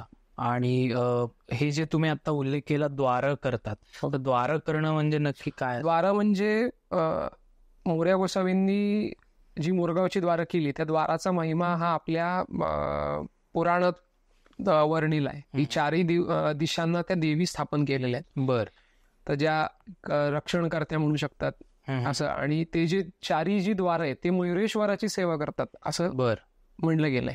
बर. तर त्यांची आपण सेवा करायची तिथे जाऊन 4 दिवस कडक उपवास करायचा, त्याची त्या देवींची आराधना करायची. अर्थात देवी काही वेगळ्या नाही आणि मग ते मयुरेश्वराचं येऊन पूजन करायचं अशी जी प्रथा आहे ती आज थेऊरला आहे, चिंचवडला आहे आणि मोरगावला पण आहे. अच्छा. जसं मी आता म्हणलं तसं की भाद्रपद शुद्ध चतुर्दशी जे 4 द्वारे करेल, मूळ जी प्रथा आहे ती भाद्रपदातली आहे. पण म्हणजे जी मोरया गोसावी पण करत होते त्या काळामध्ये, पण मंगलमूर्तींची प्राप्ती झाल्यानंतर मंगलमूर्तीच त्यांना भाद्रपदात घेऊन मोरगावला जावं लागलं.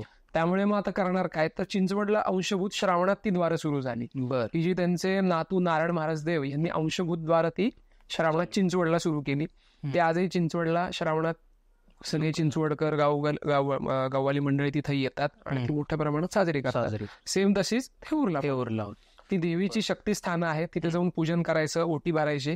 आणि देवीचा जोगवा गोंधळ आहे मोरया गोसावींनी रचलेला. मोरया गोसावींना ज्या प्रमाणात ती देवी दिसली त्या काळात त्या प्रमाणात ते स्वरूप त्यांनी वर्णिलंय त्या पदांमध्ये आणि ती भाविक लोक येऊन गातात. बर. काही गाणी पण बहुतेक तुम्ही सांगितली होती जी मोरया गोसाव्यांनी हे केली, जी आपण आता सिनेमांमध्ये ऐकतो, तर ते थोडे फक्त आम्हाला आता त्यातलं सगळ्यात मोठं जे प्रचलित आहे की आम्ही अगदी लहानपणापासून आपण ऐकतोय ते म्हणजे तुझं मागतो मी आता मज द्यावे एकदंता. तर हे साधारण मोरया गोसावी महाराज आणि त्यांच्या परंपरेतली साधारण जी पब्लिश झालेली पदं आहेत ती 250 आहेत. बर. पब्लिश झालेली 250 आहेत. पब्लिश न झालेली ती खूपही असू शकतात कारण प्रचंड प्रमाणात लिखाण झालेलं आहे. कारण तुम्ही समजू शकता की 186व्या वर्षाच्या अधिकारी पुरुषाचा प्रवास किती मोठा असू शकतो. कारण त्यामुळे लिखाणही साहित्य तेवढं मोठं आणि देवस्थानकडे ते उपलब्ध आहे, पण ते अजून काही कारणास्तव प्रसिद्ध झालं नसावं. तर त्यातनंच एक धरणीधर महाराज देव की जे मोरया गोसावी महाराजांचे नातू आहेत त्यांनी ते पद रचलेलं आहे. त्याच्यात तुम्ही कडवही तुमच्या लक्षात असेल की धरणीधरा ऐसे द्यावे सर्वाभूती लीन व्हावे. हे जे पद तर ते धरणीधर जे आहे ते धरणीधर महाराज आहेत, मोरया गोसावींचे नातू आहेत. बर. खूप लोकांना या गोष्टी इव्हन माहित नाहीत. किंवा अजून एक जर दुसरं म्हणाल की मंगलमूर्तींना रात्री निद्रा जेव्हा येते तेव्हा त्यांना निजवण्यासाठी मल्हारवारी मोत्याने द्यावे वरून नाहीतर येते फिरून म्हणून असं आहे ते. तर ते आता गाण्याचा हे थोडंसं चेंज करून झालंय. अजून एक 2-3 गाणी सध्या ती माझ्या लक्षात नाहीत, पण हे अशी अनेक मोरयांच्या पदांमधली गाणी आज आलेली आहेत. आणि तुझं मागतो मी आता तर आज प्रत्येकाच्या एक जिव्हाळ्याचं ते गाणं आहे की आज त्याच्यातनं. आणि तुम्हाला ते शब्द जर पाहिलं की तुझे ठाई माझी भक्ती विरुडावी गणपती, तुझे ठाई ज्याची प्रीती त्याची गणावी संगती. करेक्ट. म्हणजे आज धरणीधर महाराज त्या मयुरेश्वरासमोर जाऊन म्हणतात की तुझी ठाई ज्याची प्रीती त्याची घडावी संगती. म्हणजे मयुरेश्वराची ठाई आहे ती मोरयांची, त्याची मला घडावी संगती. म्हणजे किती सुंदर हा एक विचार आहे. करेक्ट. आणि या अनुषंगाने त्यांनी ते पद रचलेलं आहे. आज आपण आनंदाला ते सगळेच गातो. वा. थोडंसं आत्ताच्या काळाकडे मला तुम्हाला एक प्रश्न विचारावा असं वाटेल की सध्या असं झालंय ना की गणपती आपण जे अनुष्ठान म्हणा की आता तुम्ही एवढे छान छान उल्लेख केले की द्वारा आहेत, पालखी आहेत, पण ह्याच्यापेक्षा त्याला एक ग्लॅमर स्वरूप आलंय जे की ठीक आहे एका मर्यादेपर्यंत चांगलंच आहे. पण त्या गणपतीचं महत्व फक्त त्या 10 दिवसांपुरतच राहिलेलं आहे. किंवा फार फार तर आपण म्हणू की गणेश जयंतीचा 1 दिवस असतो तो. पण मग या सगळ्यांवर तुमचं काय एक मत म्हणा किंवा तुमचं काय ओपिनियन आहे? नक्कीच. कारण बघा ना, की मोरया गोसावी पण म्हणतात पदांमध्ये, व्यापक आहेसी तुबा मंगलमूर्ती, दुष्ट भोग आहेत प्रपंची, सोडवी आता मज सुखवी आता याती. म्हणजे गणपत्य संप्रदाय जर विचार करायला गेला तर हा एवढा संकुचित छोटा 10 दिवसांचा असू नाही शकत, व्यापक आहे. हो. आणि हे मी नाही तर ते साक्षात मोरया म्हणतायत की व्यापक आहेसी तुबा मंगलमूर्ती. त्यामुळे हे जे 10 दिवसांचं आपण व्रत करतो, जे पार्थिव गणेश पूजन आहे, आनंद आहे त्याचा, की त्या काळाची ती गरज होती की तो सार्वजनिक गणपती होणं गरजेचं होता. आणि ते व्रत काय असं नवीन नाहीये पार्थिव गणेश पूजन. बरोबर. म्हणजे जेव्हा चौकात सुद्धा गणपती बसत नव्हते तेव्हा प्रत्येकाच्या घरात गणपती होतेच की त्याच्या आधीपर्यंत. पण ठीक आहे, त्या काळाची गरज आली, तो गणपती आले, त्याचा ग्लॅमर आला, तर ठीक आहे, चला आनंद आहे. एक आपल्याला समाज म्हणून प्रबोधन करताना किंवा गोष्टी करताना तो 10 दिवसाचा गणपती गरजेचा आहे. पण 10 दिवसात गणपती संपतो का? मग नाही. 10 दिवसानंतर मंगलमूर्ती मोरया, गणपती बाप्पा मोरया, जयघोष सगळा संपतो. असं कशाला व्हायला हवं? आज पूर्ण महाराष्ट्रामध्ये नाही, भारतवर्षामध्ये स्वयंभू स्थान आहेत. आज अष्टविनायकांसारखी मुरगाव, थेऊर, सिद्धटेक, पाली, मड, लेण्याद्री आहेत. ही पुण्यामध्ये कसबा गणपती आहेत, चिंचवडला मोरया गोसावी आहेत, गणपतीपुळ्याला आहेत, चिंतामणी. अशी महाराष्ट्रात भरपूर ठिकाणं आहेत आपल्याला की जी स्वयंभूरित्या मिळाली आहेत आपल्याला 12 महिन्याचं अनुष्ठान करायला, 12 महिने त्यांना पूजनासाठी. पण आपण एक 10 दिवसाच्या गणपतीमध्ये किती अडकतोय? इतर वेळेला नाहीत का गणपती? आज गणपत्य संप्रदाय, मी जसं मगाशी म्हणलं की गणपत्य संप्रदाय लोप पावत गेला. त्याची मे बी हीच रिझन्स असावेत की एका वेळेनंतर ते गणेश भक्ती नाही आठवत कुणाला. पण आहेत ना, ही स्वयंभू स्थानं आज तुम्हाला एक प्रेरणादायी स्थान आहेत, एक मोठी व्हायब्रेशन्स, ऊर्जा देणारी स्थान आहेत. आपण कधी गेलो तरी ती गणपतीचे व्हायब्रेशन्स मिळणार आहेत. ती फक्त 10 दिवसात मिळणार आहेत का? तर असं नाहीये. आज सर्वाध्य क्षेत्र, या भूतलावरचं, या ब्रह्मांडातलं सर्वाध्य क्षेत्र म्हणजे ते बोरगावे. ज्याचं ब्रह्मदेवानी वर्णन करताना ब्रह्मदेव थकलेत असे उल्लेख आहेत. इतकं ते सर्वाध्य सर्वोच्च कोटीचं क्षेत्र आहे. थेऊर आहे स्थावर क्षेत्र. त्या मयुरेश्वराचे अंश अवतार असलेले मोरया गोसावी महाराज आहेत, त्यांचं क्षेत्र चिंचवड आहेत ना. अन्य पण गणपती स्थळं आहेत. भारतवर्षाचे अष्टविनायक आहेत. तेही तुम्ही करू शकता. 13 एकर तर महाराष्ट्रातले अष्टविनायक आहेत, अनेक लोकांनी केलेच आहेत. त्यामुळे यावर नक्की विचार व्हायला हवा की 10 दिवसाचा गणपती नक्की करा, त्याच्यातनं आपल्याला आनंद मिळतोय, सगळ्या गोष्टी होतात. पण ते सोडून सुद्धा ही जी स्वयंभू स्थान आहेत ह्याचा सन्मान करणं हे प्रत्येक गणेश भक्ताचं कर्तव्य असं मला वाटतं की ते प्रत्येकानं केलं पाहिजे. तिथे जा, तुम्ही जा, फक्त तिथे तुम्ही नुसतं बसायची तिथं खोटी आहे, तुम्हाला ते व्हायब्रेशन जाणवते. तिथे जाऊन तुम्ही मोरयाही नका म्हणू, पण ते स्वयंभू स्थानाचा एक स्वतंत्र ऑरा असतो, त्या ऑऱ्यातले व्हायब्रेशन्स आपल्याला मिळतात. करेक्ट. ते क्षणिक असतील भले तुम्हाला, पण ते भरपूर काही देऊन जातील तुम्हाला. करेक्ट. आणि त्यामुळे आपण ते जोपासलं पाहिजे. आणि मग आता जसं तुम्ही उल्लेख केला, व्हायब्रेशन्स म्हणा, पॉझिटिव्हिटी म्हणा, सो असे काही लोकांचे अनुभव आहेत किंवा तुमचे स्वतःचे अनुभव आहेत की मे बी ते समाधी मंदिरातले असतील किंवा वाड्यातले असतील, मंगलमूर्ती वाड्यातले असतील, की जिथे लोक बरेच आपण बघतो की काही ना काहीतरी नवस बोलतात आणि त्याच्यानंतर तो पूर्ण देखील होतो, आणि तो समाधी मंदिरात सुद्धा मागून पूर्ण झालेलं काही आहेत. असे तर खूप प्रसंग आहेत. म्हणजे तुम्ही असं रॅन्डमली जर चुकून कधी तिथं गेलात आणि एखादी व्यक्ती पकडली व तुमचे अनुभव सांगा, तर तुम्हाला 10 अनुभव सांगतील. मला पण असं सहज काही वर्षांपूर्वी वाटलं होतं की कोणाला तरी काहीतरी विचारावं. कशीच एक वयोवृद्ध स्त्री होती आणि मी त्यांना विचारलं, का हो काकू कुठून आलात? चतुर्थीची हे होते, चतुर्थीचा दिवस होता, खूप गर्दी होती. आणि म्हणले, अरे मी बीडवरून आली म्हणे. म्हणलं का हो इकडं दर्शनाला? अरे काय नाही म्हणे, मला ते लहानपणापासून यायचं होतं. आता त्या लेडीजचं त्यांचं वय साधारण 60ला वगैरे असतील. म्हणलं का, बोला ना काय झालं? नाही अरे बाळा म्हणे, मी ना माझ्या तरुणपणात नवस केला होता माझ्या मुलांसाठी की त्याला एकाला नोकरी लागू दे, आणि मला एक मूल होत नव्हतं म्हणून मी गेला होता. तर त्या मोरया बाबामुळे म्हणे पूर्ण झाला. पण माझं दुर्दैव असं म्हणलं की मला येतं नाही आलं, आणि आज मला येतंय पण आज मला होत नाही म्हणलं. पण आज माझं ते तेव्हापासून माझ्या डोक्यात म्हणले की मला जे मूल झालंय ते त्या मोऱ्यामुळे झालंय. आज मी उभी आहे, जे 2 घास मला खायला मिळतात ते त्या मोऱ्यामुळे मिळत आहेत. इतकी बाबडी श्रद्धा त्या काकूंची होती की ते खूप आनंद वाटला की नाही, आज एवढ्या वर्षाची व्यक्ती सुद्धा एवढ्या वर्षानंतर येऊन नवस पूर्ण करते. आणि अगदी तरुण आपल्यासारख्या मुलांचं म्हणाल तर अनेक आपल्या वयाची आता तिथे मुलं येतात, काही करत नाहीत, नवस वगैरे पण नाही, जस्ट तिथे येऊन बसतात. आज प्रत्येकाला आज एक हेवी शेड्यूल आहे की माणूस थकतोय पूर्ण, काय करावं काय नको, खूप फ्रस्ट्रेट होतोय आपण. तिथं जाऊन अनेक लोक आहेत की जस्ट बसतात 10 मिनिटं 20 मिनिटं अर्धा तास 1 तास. काही लोक असे तर 2-2 तास उठतच नाही. जाऊन असं उठावं लागतं, उठा आता, जाऊ दे दुसऱ्यांना बसू द्या. बरं काय त्यांना काही नाही, बसून फक्त आत्मिक आनंद मिळतो, ते फील घेतात तो फक्त व्हायब्रेशन्सचा. काय नाही, मी त्याला विचारलं काय होतं काय, काही नाही, पूर्ण डोकं सुन्न पडतं, शून्य विचार डोक्यात येतात.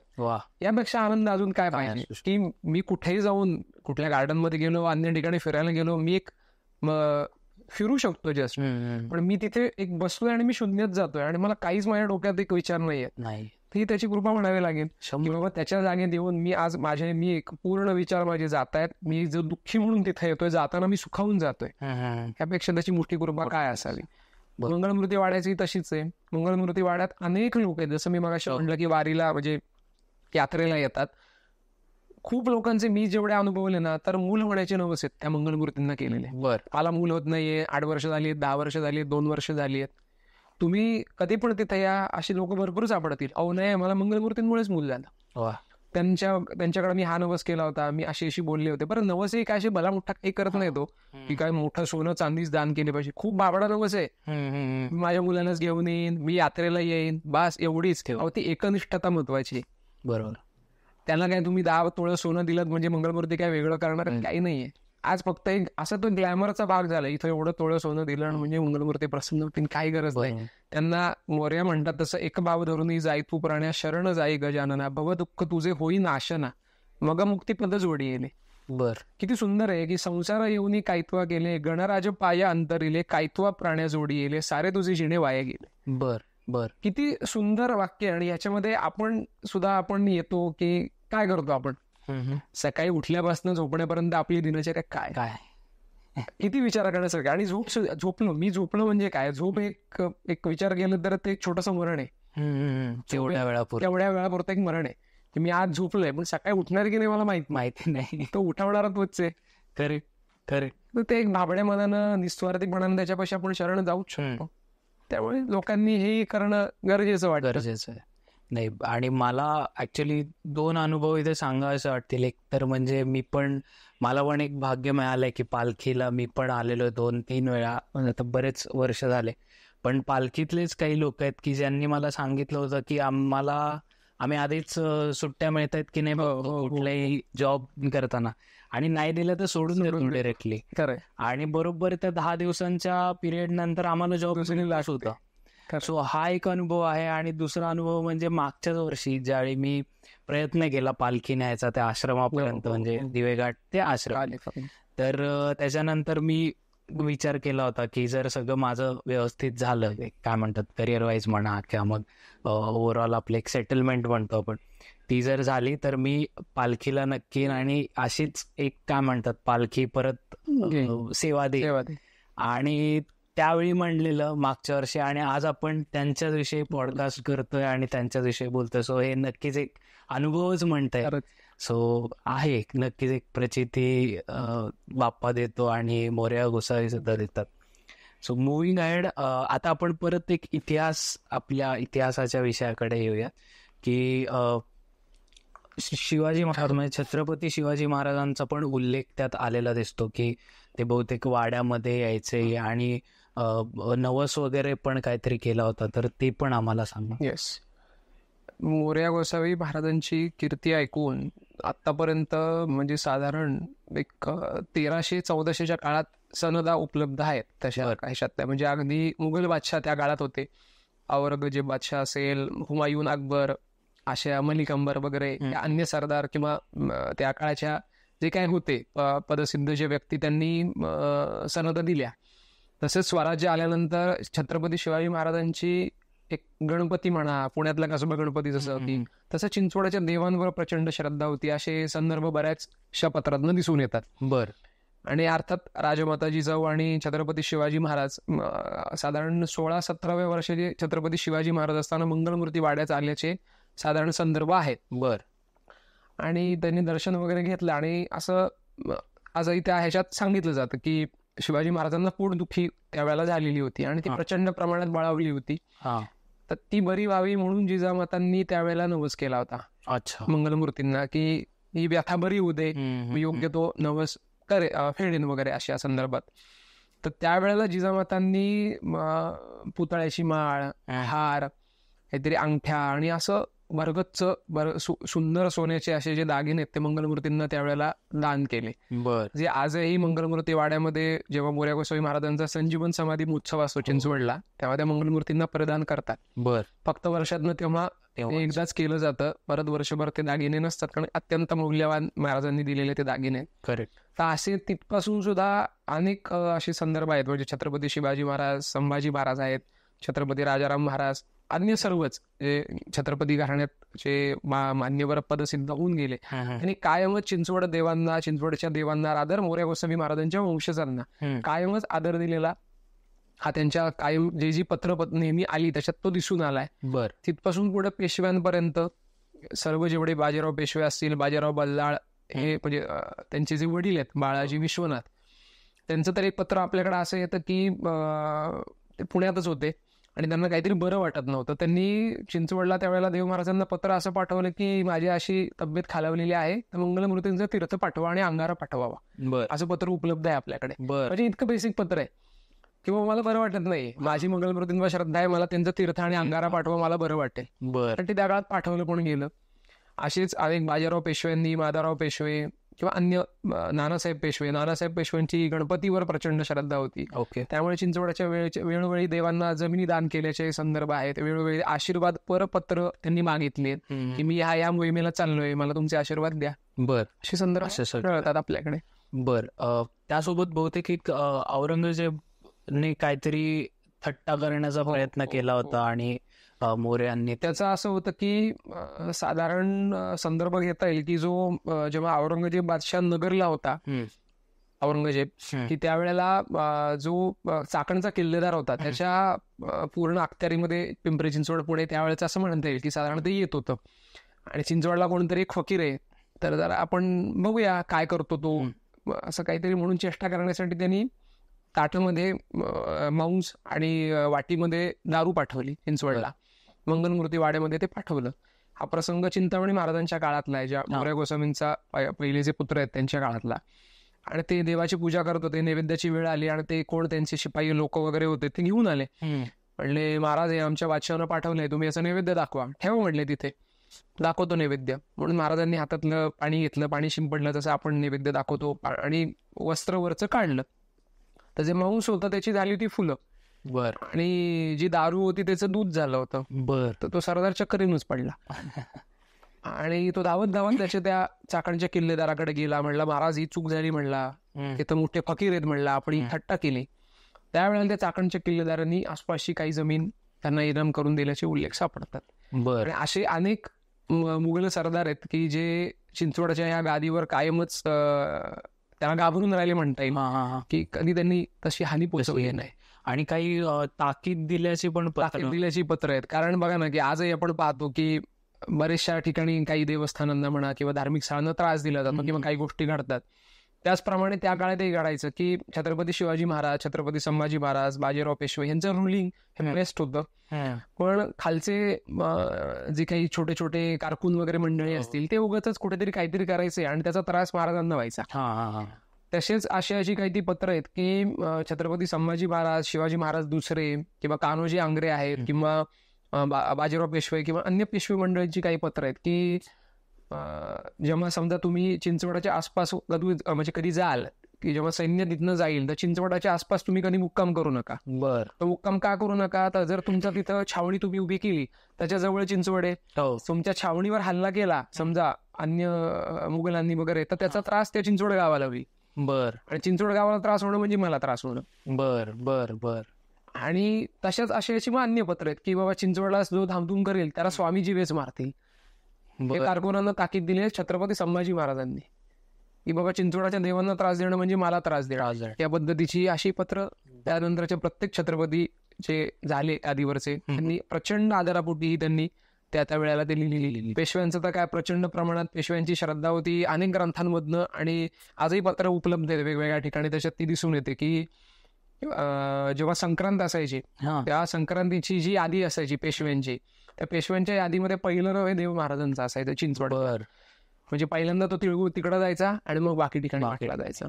तशी श्रद्धा त्यांची मंगलमूर्तींच्या बाबतीत होती. आताचा जो आपला समजा पूल आहे आपण म्हणतो की औंधवरनं आपण म्हणजे येतो चिंचवडवरनं, तिथे पेशवे स्वागतासाठी तयार असायचे. तिथपासून हत्ती यायचे घ्यायला. बर. आणि आता अर्थात पेशव्यांचा लवाजमा काही ठेवला नसणार, तर ते तिथनं मंगलमूर्तींचे स्वतः मग पालखी घ्यायचे, तिथनं ते पुण्यात यायचे. पुण्यात मंगलमूर्ती आले म्हणून हत्तीवरनं पुण्यात साखर वाटली जायची. बर. म्हणजे लिटरली जे आपण ऐकतो तसंच घडलेलं आहे त्या काळामध्ये. म्हणजे त्यावरनं श्रद्धा दिसून येते. म्हणजे आज हत्ती पाळणं सोपं नाही असं आपण म्हणतो, पण ऍक्च्युअली त्यावेळेला ते हत्ती प्रमाणात मोठ्या प्रमाणात यायचे. ते महाराजांच्या श्रद्धेपोटी यायचे, त्या मंगलमूर्तींच्या श्रद्धेपोटी यायचे. स्वतः बाजीराव पेशवे, अन्य पेशवे मंडळी सुद्धा तिथनं पालखी गणेश खिंडीतनं शनिवारवाड्यापर्यंत घेऊन जायची. आणि मग तिथून साखर वाटली जायची. मग मंगलमूर्तींना ते नेक्स्ट डेला पुढच्या प्रवासाला पोस्ट करायचे. अच्छा. अशी ती प्रथा होती त्या काळामध्ये.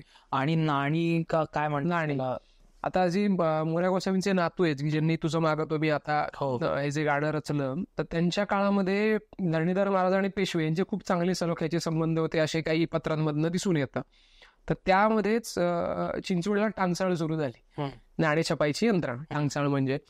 आणि मग त्या दोघांच्या भागीदारीत होती ती, पेशवे सरकार आणि चिंचवड देव संस्थान. अशामध्ये ते नाणं तांब्याचं होतं, सोन्याचं होतं आणि चांदीचं होतं. साधारण 10-11 ग्रॅमच्या दरम्यान ही तिन्ही नाणी.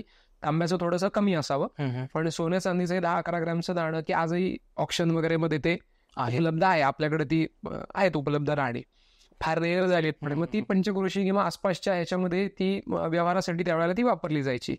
आणि त्याच्यावर जी भाषा दिसून येते ती फारशी अशी उर्दू वगैरे ती त्या प्रमाणात दिसून येते. मे बी की पूर्ण म्हणजे स्वराज्य दख्खन सोडता बाहेरचा जो भाग होता तिथे मुघलांचं साम्राज्य होतं, त्यामुळे तर देवाणघेवाणीला ते सोपं पडावं त्यासाठी मे बी ते तसं असावं.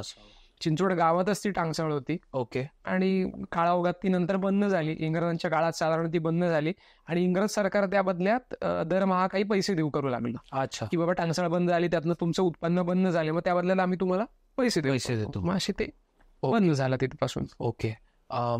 तसं म्हणायला गेलं तर आता पुणे आणि पिंपरी चिंचवड काही एवढे लांब असं ॲज काही नाही. त्यामुळे पुण्याचं जे रेल्वे स्टेशन आहे तर तिथून तर पिंपरी चिंचवडला जाता येऊ शकतं बाय रोड म्हणूयात आपण. पण पिंपरी चिंचवडचं रेल्वे स्टेशन बनणं याच्या मागे पण बहुतेक मोरया गोसावींचा काहीतरी उल्लेख आहे किंवा काहीतरी इतिहासात नोंद आहे, तर त्याविषयी आम्हाला सांगा. पुणे जिल्ह्याच्या गॅजेटमध्ये एक उल्लेख आढळतो, असं बऱ्यापैकी स्पष्टच येतो की मोरया गोसावी महाराजांचा संजीवन समाधी महोत्सव डिसेंबर असा त्याच्यात उल्लेख जो आहे तो म्हणजे मार्गशीर्ष वद्य षष्ठी या दिवशी मोरया गोसावी महाराजांनी समाधी घेतली होती. साधारण नोव्हेंबर-डिसेंबरच दरवेळेला तो येतो. तर त्यामध्ये पुण्याच्या गावावरून बाहेरून येणारे अनेक लोक आहेत की जे ते मुंबई मार्गे येतात आणि ते पुण्यात उतरतात आणि पुण्यातनं त्यांना चिंचवडला परत यावं लागतं. असं काहीसं ते संदर्भाचे आशयाचे ते गॅजेटमध्ये उल्लेख आहेत की मग त्याकरता काय करता येऊ शकतं, तर ती ट्रेन जी जायची ती अशी चिंचवडवरनच जायची, पण रेल्वे स्टेशन नव्हतं, तिथं थांबायची नाही ती. मग ते थांबण्याकरता आपण ती जागा द्यावी देवस्थाननी. त्यावेळेच्या जे कोण महाराज असतील अशा त्यांना ते पत्र लिहिलेलं होतं की सदर जागा दिली तर तिथं चिंचवड रेल्वे स्टेशन म्हणून असं आपल्याला ती जागा उभी करता येईल, जेणेकरून भाविकांना सोपं पडेल. आणि असेच 1-2 जुने ग्रंथ आहेत नव्वदीतले नाही म्हणतात, साधारण 1910-1920 सालचे वगैरे, त्याच्यात सुद्धा त्याचे काही प्रमाणात उल्लेख आहेत की मग त्या चिंचवड रेल्वे स्टेशन पासून चिंचवडपर्यंत रांगा लागलेल्या असायच्या. बापरे. मग नंतर स्थानिक ग्रामपंचायतीनं सुद्धा एक पत्र दिले देवस्थानला. त्या काळात देवस्थाननी पब्लिश केलेल्या पुस्तकात त्याचे उल्लेख आहेत की चिंचवड गाव ते रेल्वे स्टेशन रस्ता बांधण्यात यावा. मग देवस्थाननी त्या काळात ते पैसे खर्च करून तो चिंचवड गाव ते रेल्वे स्टेशन असा रस्ता बांधून दिला. म्हणजे आज सांगायचं तात्पर्य असं की मग चिंचवड रेल्वे स्टेशन झालं त्याचं कारण एकमेव ते मोरया गोसावी महाराज आहेत म्हणून आज चिंचवड रेल्वे स्टेशन झालं, किंवा तेवढं एकमेव कारण होतं की बाबा लोक त्या दर्शनासाठी येतात, त्यांची सोय व्हावी म्हणून इंग्रज सरकारने त्या काळात ते बांधलं. अच्छा. आणि इव्हन इंग्रज सरकार सुद्धा जर पाहायला गेलं तर कायमच देवस्थान किंवा मोरया गोसावी यांच्या बाबतीत एक चांगलं राहिल्याचं दिसतं. एक त्यांचा अधिकारी म्हणता येईल किंवा असंच त्यांच्यातलाच होता की लॉरेन्स प्रिन्स्टन नावाचा एक त्यांचा व्यक्ती होता. त्यांनी देवजोग चिंचवड नावाने पुस्तक त्या काळात त्यांनी पब्लिश केलंय की जे त्या काळामध्ये की जे ते केम्ब्रिज युनिव्हर्सिटी पब्लिश करतं. आता पण मे बी अवेलेबल असेल बऱ्याच ठिकाणी कुठल्या तरी प्लॅटफॉर्मवर. छान पुस्तक लिहिले त्यांनी. हे सगळं छत्रपती शिवाजी महाराज, त्यांची पत्र किंवा अन्य चिंचवडच्या संस्थांचा पूर्ण जेवढा लेखाजोगा होता तो किंवा जो काय कारभार आहे त्याच्यावर खूप छान लिखाण केलेलं आहे. बर, आत्ता आपण पूर्ण पॉडकास्ट ऐकतोय की पदं, मोरे लिहिलेली पदं आहेत, ही आहेत, ती आहेत. तर नक्की ही पदं म्हणजे काय आहेत, पहिला प्रश्न. आणि दुसरं की बरेच दिग्गज लोक ही पदं ऐकण्यासाठी भारतभर किंवा भारताच्या बाहेरून सुद्धा आलेला उल्लेख आहे मंगलमूर्ती वाड्यात. तर त्याविषयी आम्हाला सांग. ही पदं म्हणजे मोरया गोसावी महाराज, त्यांचे पुत्र चिंतामणी महाराज, नारायण महाराज, धरणीधर महाराज, पुढचे नारायण महाराज किंवा अन्य सत्पुरुष आहेत. जसं मी मगाशी म्हटलं की साधारण आपल्या पदांच्या पुस्तकामध्ये 250 साधारण पदं आता आपल्याकडं उपलब्ध आहेत. आणि मोरया गोसावी महाराजांची जी परंपरा आहे त्याच्यात ती जी पदं गायली जातात. म्हणजे वर्षातनं धरा की श्रावण महिन्यात दररोज मंगलमूर्ती वाडा, ते चिंतामणी मंदिर आहे तिथे. त्याच्यानंतर भाद्रपद महिन्यामध्ये इथनं आपण जेव्हा मोरगावला जातो तेव्हा जिथे जिथे मंगळमूर्तींचं निवास असतो रात्रीचा तिथे, आणि मोरगावला, तसं थेऊरला. म्हणजे मोरया गोसावी महाराजांच्या परंपरेत जी जी स्थळं आहेत तिथे ही पदं गायली जातात. बर, तर ती पदांचं असं आहे की पदं मीन्स जशी ती एक स्तुती आहे. बर, म्हणजे महाराजांना ज्या ज्या वेळेला ज्या स्वरूपात मयुरेश्वर दिसले, चिंतामणी दिसले, जगदंबा दिसली, त्या त्या प्रमाणात त्यांनी ती पदं त्या त्या वेळेला ती रचलेली आहेत. करेक्ट. म्हणजे त्याच्यात मोरया गोसावी महाराज असंही म्हणतात की गजानन माझा शिवरूप झाला, विश्वव्यापा इलव आजी डोळा. बर, म्हणजे गजानन त्यांना शिवरूपात दिसले. किंवा जसं मी द्वारांचा उल्लेख केला की द्वारांच्या याच्यामध्ये म्हणतात ते प्रथमारंभी ध्यातो गजानन देव, त्यांचे ने कृपेने ध्यातो विश्व बीज. विश्वाचं बीज म्हणजे जगदंबा. तिथं तसं म्हणतात. किंवा जसं की मोरया गोसावी महाराजांसाठी जेव्हा मयुरेश्वर बाहेर येऊन बसले त्यावेळेला ते म्हणतात की आजी आनंद आनंद मज भेटला एक धन्य, धन्य दिवस सोनियाचा पाहू देव हा दैवाचा. बर. किंवा आजी एक धन्य दिवस झाला हो माये, गजानन रूप दृष्टीस भासत आहे. बर. असे अनेक आहे. किंवा भवशर्म हारला हो मोरया देखील हो. म्हणजे सांगायचं तात्पर्य की मोरया गोसावी महाराज, चिंतामणी महाराज म्हणा किंवा अन्य सत्पुरुष हे त्यांच्यात साधनेत मग्न असताना त्या एका लेवलला पोहोचल्यानंतर ज्या ज्या स्वरूपात त्यांना गजानन मयुरेश्वराची जी भास झाली त्याप्रमाणे त्यांनी ती स्तुती केली होती. आणि ती काळाओघात त्या प्रत्येक पदांना ती एक चाल लावली गेली आणि ती आज गायली जातात. अच्छा. किंवा जशी म्हणजे तिथे जी प्रथा आहे की पहिल्या 3 आरत्या, नंतरची पदं, ललित आणि 12च्या आरत्या असे म्हणून सर्व ते आहेत. पूर्ण 72 पदं आहेत अवेलेबल आता की जे आपण नित्य ह्याच्या नियमानं म्हणतो. कधी 5 पदं असतात, कधी 10, कधी 11 अशा याच्यात ती आपल्याकडं चिंचवडला ती म्हणली जातात. आणि सुंदर रचना केलेली आहे प्रचंड. म्हणजे इथं आता जेव्हा आपण मोरगावला जातो प्रथा आहे अशी की काही काही पदं ठराविक सॉर्ट केलेली आहेत की ती त्या वेळेला म्हणली जातात. अच्छा. जसं की त्याच्यातलं एक पद आहे की मोरेश्वर आहे माझा माय बाप, तयासी निरोप हो सांगावे. पण हे आळवत आहेत ते पद एकदम. त्याचा जो टेम्पो आहे तो खाली आहे. तुझे भेटीचे आरत वेगे पूर्वे मोरेश्वरा, एक वेळा माहेरा मज नेई बापा. मोरेश्वरा त्यांचं मोरया गोसावींचं माहेर काय तर ते मोरगाव आहे. म्हणजे असं खूप त्याच्यातच ते माये बापाही मयुरेश्वराला म्हणतात. किंवा एक 3 अक्षरांचे नाम तुम्ही म्हणारे वाचे, चुकतीला बहुबंधने दोष जाती जन्माचे. 3 अक्षरांचं नाम म्हणजे मोरया. जय जय मोरया माझ्या मोरया. त्याच्यातच एक कडवं येतं की मयुरक्षेत्री करे तेरे रहिवास केला, भक्तिभाव देखून या भक्तिभाव पाहून या चिंचवडी आला. तो कोण आला तर मयुरेश्वर जे आहे मंगलमूर्ती स्वरूपात जे चिंचवडी आले ते त्याच्यात आले. अच्छा. असे खूप आहेत की तुझी बेटीची भाऊ आसरे मोरया, जे मी मगाशी म्हटलं की मयुरेश्वर जेव्हा तिथं यायची होते त्याच्या आधी मोर्यांनी तिथे बसून पद रचलं. अशी भरपूर आहेत. त्याच्यानंतर विश्वरूप सदाशिव ये या म्हणून असं एक पद आहे की जे शंकरावर त्यांनी रचलंय. या वेळेला त्यांना मयुरेश्वर किंवा भगवंत शिवस्वरूपात दिसले. ओके. अशी 72 आहेत. बर. असं प्रत्येक पद एक वेगवेगळ्या चालीचं आहे, वेगवेगळ्या दाटणीचं आहे आणि वेगवेगळ्या एक स्वरात ते आळवायचंय. म्हणजे आज तिथे जी तुम्ही जसं म्हणलात की जी लोक येतात जे आज नामवंत गणेश्वर शास्त्री द्रविड, आज जसं मी म्हणलं की भारतवर्षातली एक मोठी व्यक्ती असते अध्यात्मातली आणि ज्योतिषशास्त्रातले शास्त्री म्हणून त्यांच्याकडे आज पदवी आहे, ते येतात. मार्गशीर्ष ऋषभद्य षष्टी ज्या वेळेला मोरया गोसावी महाराजांचा संजीवन समाधी दिवस असतो त्यांचे अनेक अनुयायी आहेत की जे त्यांच्या सांगण्यावरनं तिथं येतात. खूप संख्येनं तिथं ते येतात आणि काही नाही, पदं त्यांना माहीत नसतात, त्यांना फक्त कानावर पडायची आहेत एवढीच अपेक्षा आहे. की मोऱ्यांची ती म्हणलेली पदं आहेत, सूक्ष्मरित्या त्याच्यात वैदिक दृष्ट्या त्याला महत्व आहे, त्याच्यानं कुंडलीतले दोष नाहीसे होतात, एवढीच त्यांची मानसिकता आहे आणि ते ऐकायला येतात. तर त्या व्यक्तीला पद माहितही नसतं, तुम्ही काय म्हणतात ते कळत नाही, पण त्या माणसाच्या डोळ्यात अश्रू असतं. अच्छा, ती राहित व्यक्ती की ज्याला मोऱ्या गोसावींची पदं माहित नाही, त्याच्या डोळ्यात अश्रू यायचं कारणच काही नाही. बरोबर. पण म्हणजे तो अनुभवतोय ती पदं, ते व्हायब्रेशन्स आहेत. मी जसं पहिल्यांदाच म्हणलं की ते अनुभवायची गोष्ट आहे. मी काहीतरी सांगतोय आणि मग त्याच्यात बुद्धी आणि तर्क लावायचं त्याला अर्थ नाही, फक्त ते तुम्ही अनुभवू शकता आणि त्या भावानं तुम्ही तिथं गेलात तर ते अनुभवणार आहेत तुम्ही.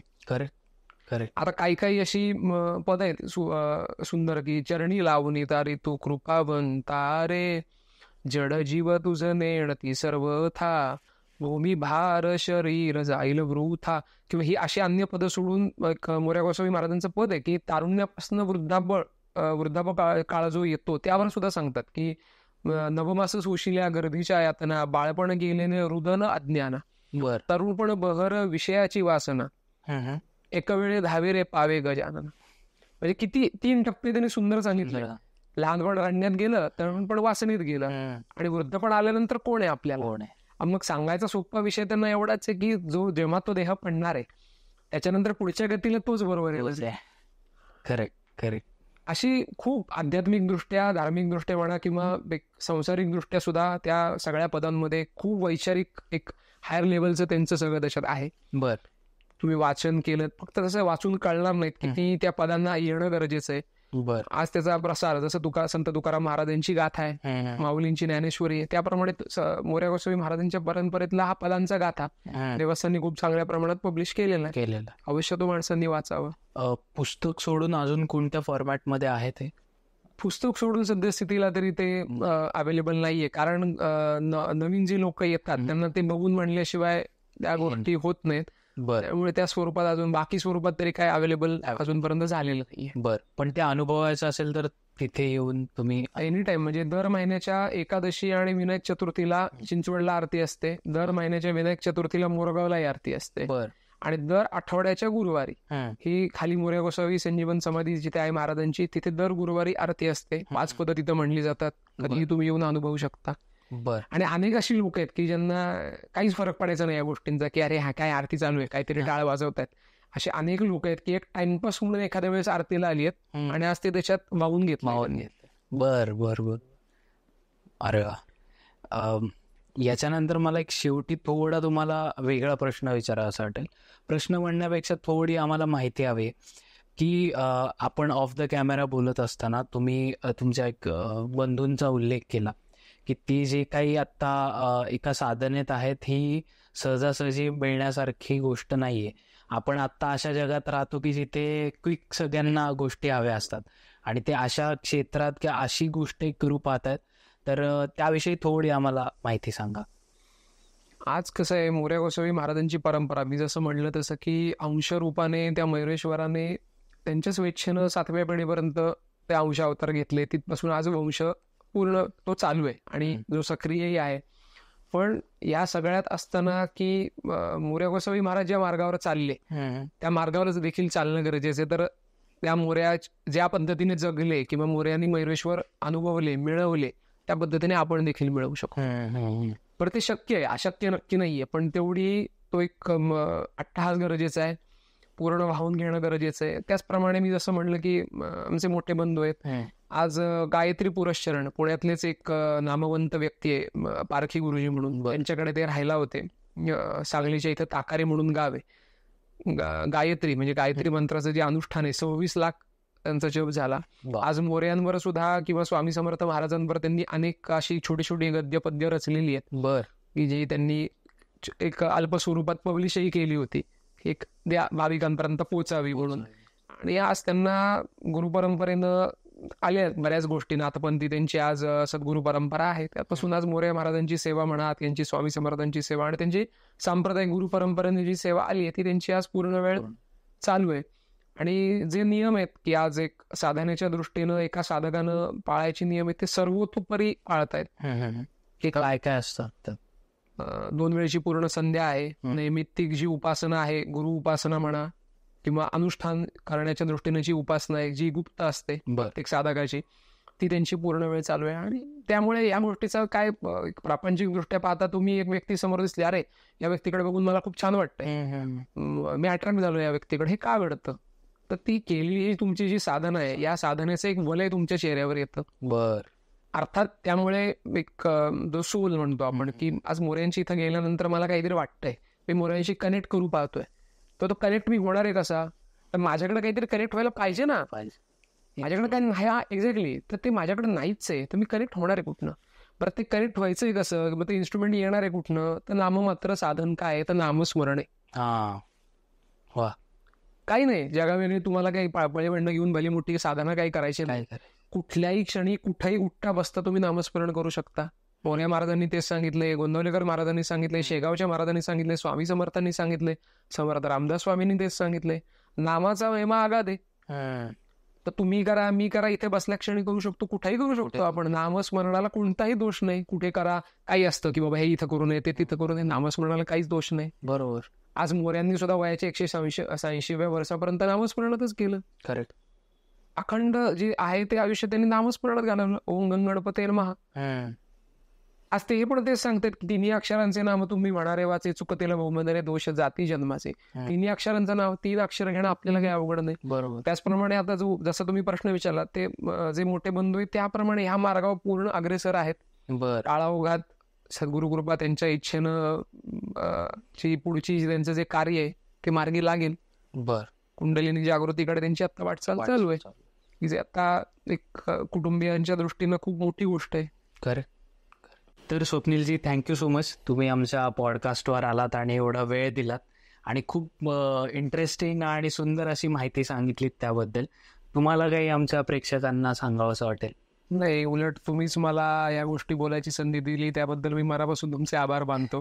कारण तुमच्या माध्यमातून आता सगळ्याच गणेश भक्त आणि अन्य व्यक्तींपर्यंत पोचायला खूप मदत होईल. आणि जे लोकांपर्यंत एक समाज प्रबोधन जे करण्याचं कार्य तुम्ही खूप चांगल्या पद्धतीने करता आहात, खूप चांगल्या पद्धतीने होते. आणि या पूर्ण मार्गातनं इथे अजून चांगल्या पद्धतीने होईल अशी आशा आहेच. आणि मोऱ्यांचरणी प्रार्थना देखील की तुमचं कार्य असंच उत्तरोत्तर घडो, हीच मी त्यांच्याकडे प्रार्थना करेन.